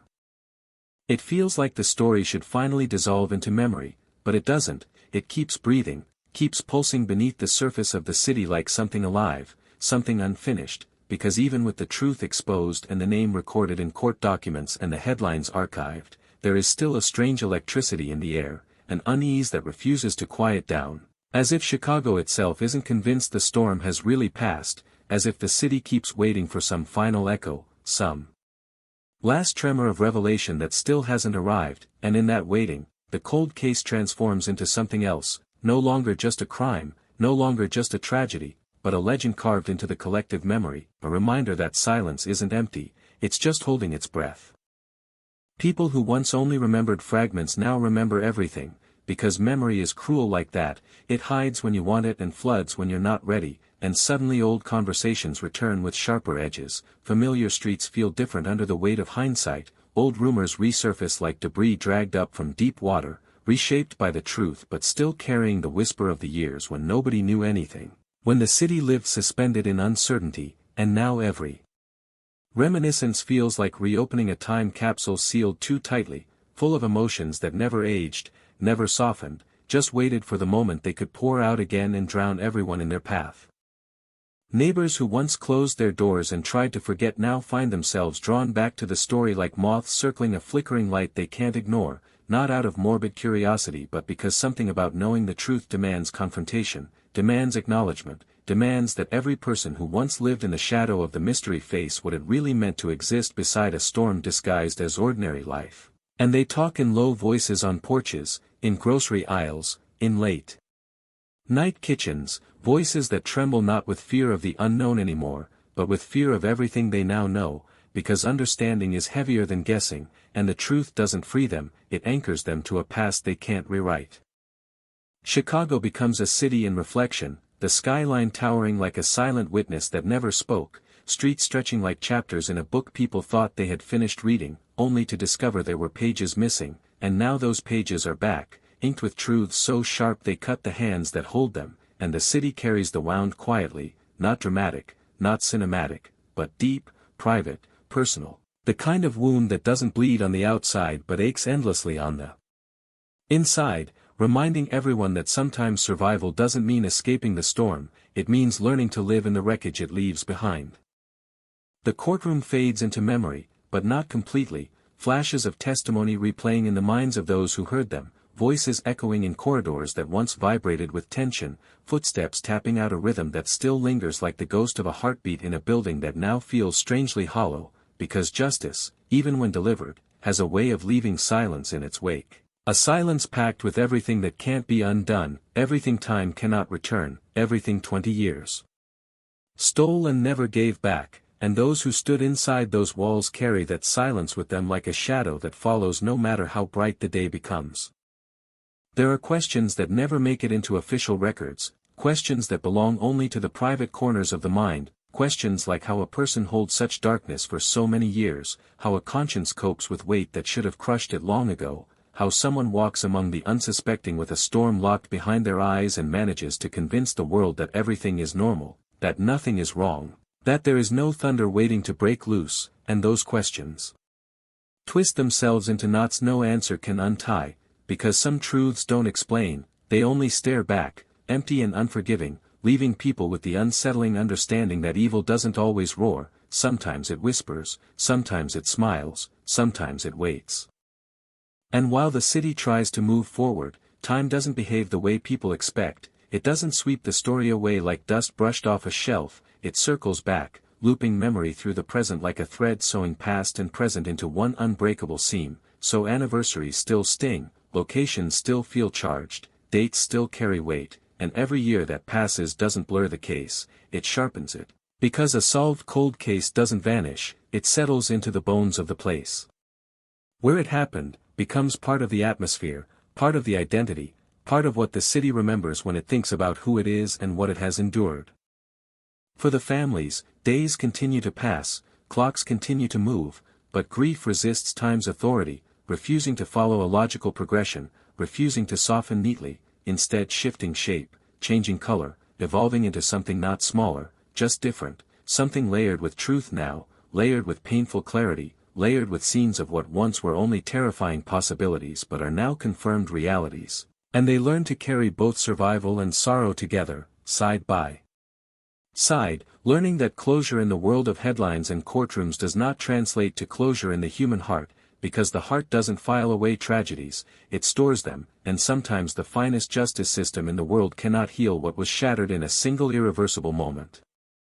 Detectives, even the ones assigned to new cases, feel the echo of this one follow them like a shadow down station hallways, through evidence rooms, across desks piled with fresh pain that hasn't yet turned into history, and they glance sometimes at those old cabinets holding unresolved nightmares, knowing now more than ever what time can do to a story, how it stretches it, distorts it, buries it beneath layers of everyday life until it feels almost unreal, until it feels like myth, until suddenly, years later, it explodes back into reality and demands justice that is decades overdue, and the thought is both motivating and haunting, a constant reminder that every forgotten file might still hold a storm waiting to break. The suspect's absence becomes louder than their presence ever was, a void in the community that feels like a bruise no one wants to touch, and the house once ordinary now looks like a monument to deception, the place where normal life once played out now feeling like a stage where something unthinkable once hid behind closed curtains, and people avoid looking too long, avoid thinking too deeply, because every glance reminds them how fragile their trust once was, how easily darkness blended into their daily routine, how close the storm once lived to them without ever revealing its true shape, and that realization is not something you simply forget, it's something that lingers like a chill even in the warmth of summer.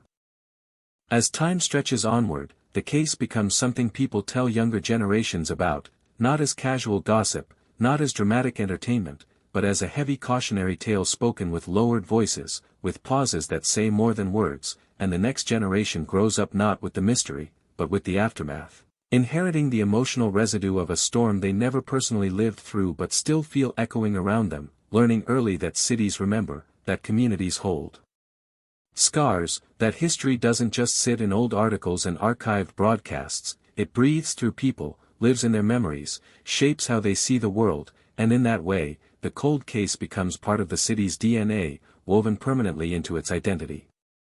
And in those quiet hours near midnight, when Chicago's lights glow like constellations against the darkness and the streets hum softly with distant life, there is still a sense of presence, not of fear, not of threat, but of weight, the weight of truth settled over the city like the remnants of a storm cloud that refuses to disappear completely, leaving behind not rain, but a permanent shift in atmosphere.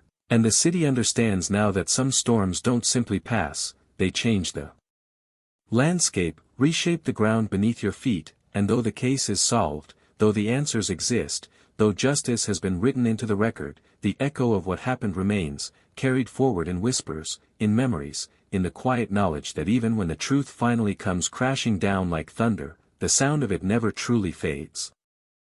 It should be simple now, just life moving forward, streets filling again with laughter, traffic noise swallowing the echoes of the past, but it isn't, because the city has changed in ways no camera ever captured and no headline ever described, and Chicago moves like someone who has learned to live after a deep wound, steady on the outside but carrying a tremor beneath the surface, a tremor born not from fear anymore, but from the knowledge that the impossible once happened right here, that a cold case stretched across decades and rewrote trust, faith, and certainty, and once you've seen how fragile everything really is, you never quite see the world the same way again. The neighborhoods that once tried so hard to forget the case now live in a strange balance between wanting silence and craving understanding, because silence feels like denial, and understanding feels like reopening scars, and so people hover somewhere in between, talking in fragments, thinking in long unfinished thoughts, carrying the story not as drama but as a weight, something that sits quietly inside them, reminding them of how close darkness came and how long it took for light to finally break through, and even then, the light didn't heal it exposed. There are places in the city that have become unintentionally sacred in a painful way, corners where memorial candles once burned down to wax puddles, sidewalks where vigils poured out under flickering streetlights, quiet spaces that once echoed with choked voices reading names, praying for answers that didn't exist yet, and now those places feel like open chapters permanently underlined, part of the city's unspoken map of grief. Places you don't pass without feeling something tighten in your chest, because memory clings to concrete, to brick, to asphalt, refusing to fade just because time demands it. Survivors of the story, not just families but friends, classmates, neighbors, people who were touched even indirectly by the case, carry something like invisible ink on their lives, a mark you can't see until the right moment of conversation, the right whisper of recollection makes it glow again, and when it does, their expressions change, their voices soften, because they know what it's like to live with the unknown pressing down on them for decades, and then suddenly to live with a truth so sharp it cuts even as it answers everything, and they realize there is a kind of strength not in moving on, but in living with what can never truly be resolved inside the human heart. The story becomes something told in different tones depending on who speaks it. For some it's spoken like a warning, for others like a wound, for others like a lesson carved painfully in time, and no version is entirely the same, yet every version carries the same heartbeat. 20 years of silence, 20 years of fear, 20 years of hoping for anything to break the darkness, and finally, the truth arriving not like dawn, but like lightning, sudden, violent, unfiltered, changing everything. In a single burst of illumination that left everyone blinking, stunned, forever altered by what they saw. Detectives who once felt chained to the case now feel strangely tethered to its memory, because it shaped them, hardened them, taught them both the cruelty of time and the stubborn resilience required to fight it, taught them that dedication sometimes looks like obsession, that justice sometimes requires years of stubborn refusal to surrender to silence, and when they walk through precinct halls now, younger officers look at them with respect edged by something deeper, because they know these are the people who carried a storm for 20 years and finally made it break, even if the rain didn't fall the way anyone expected.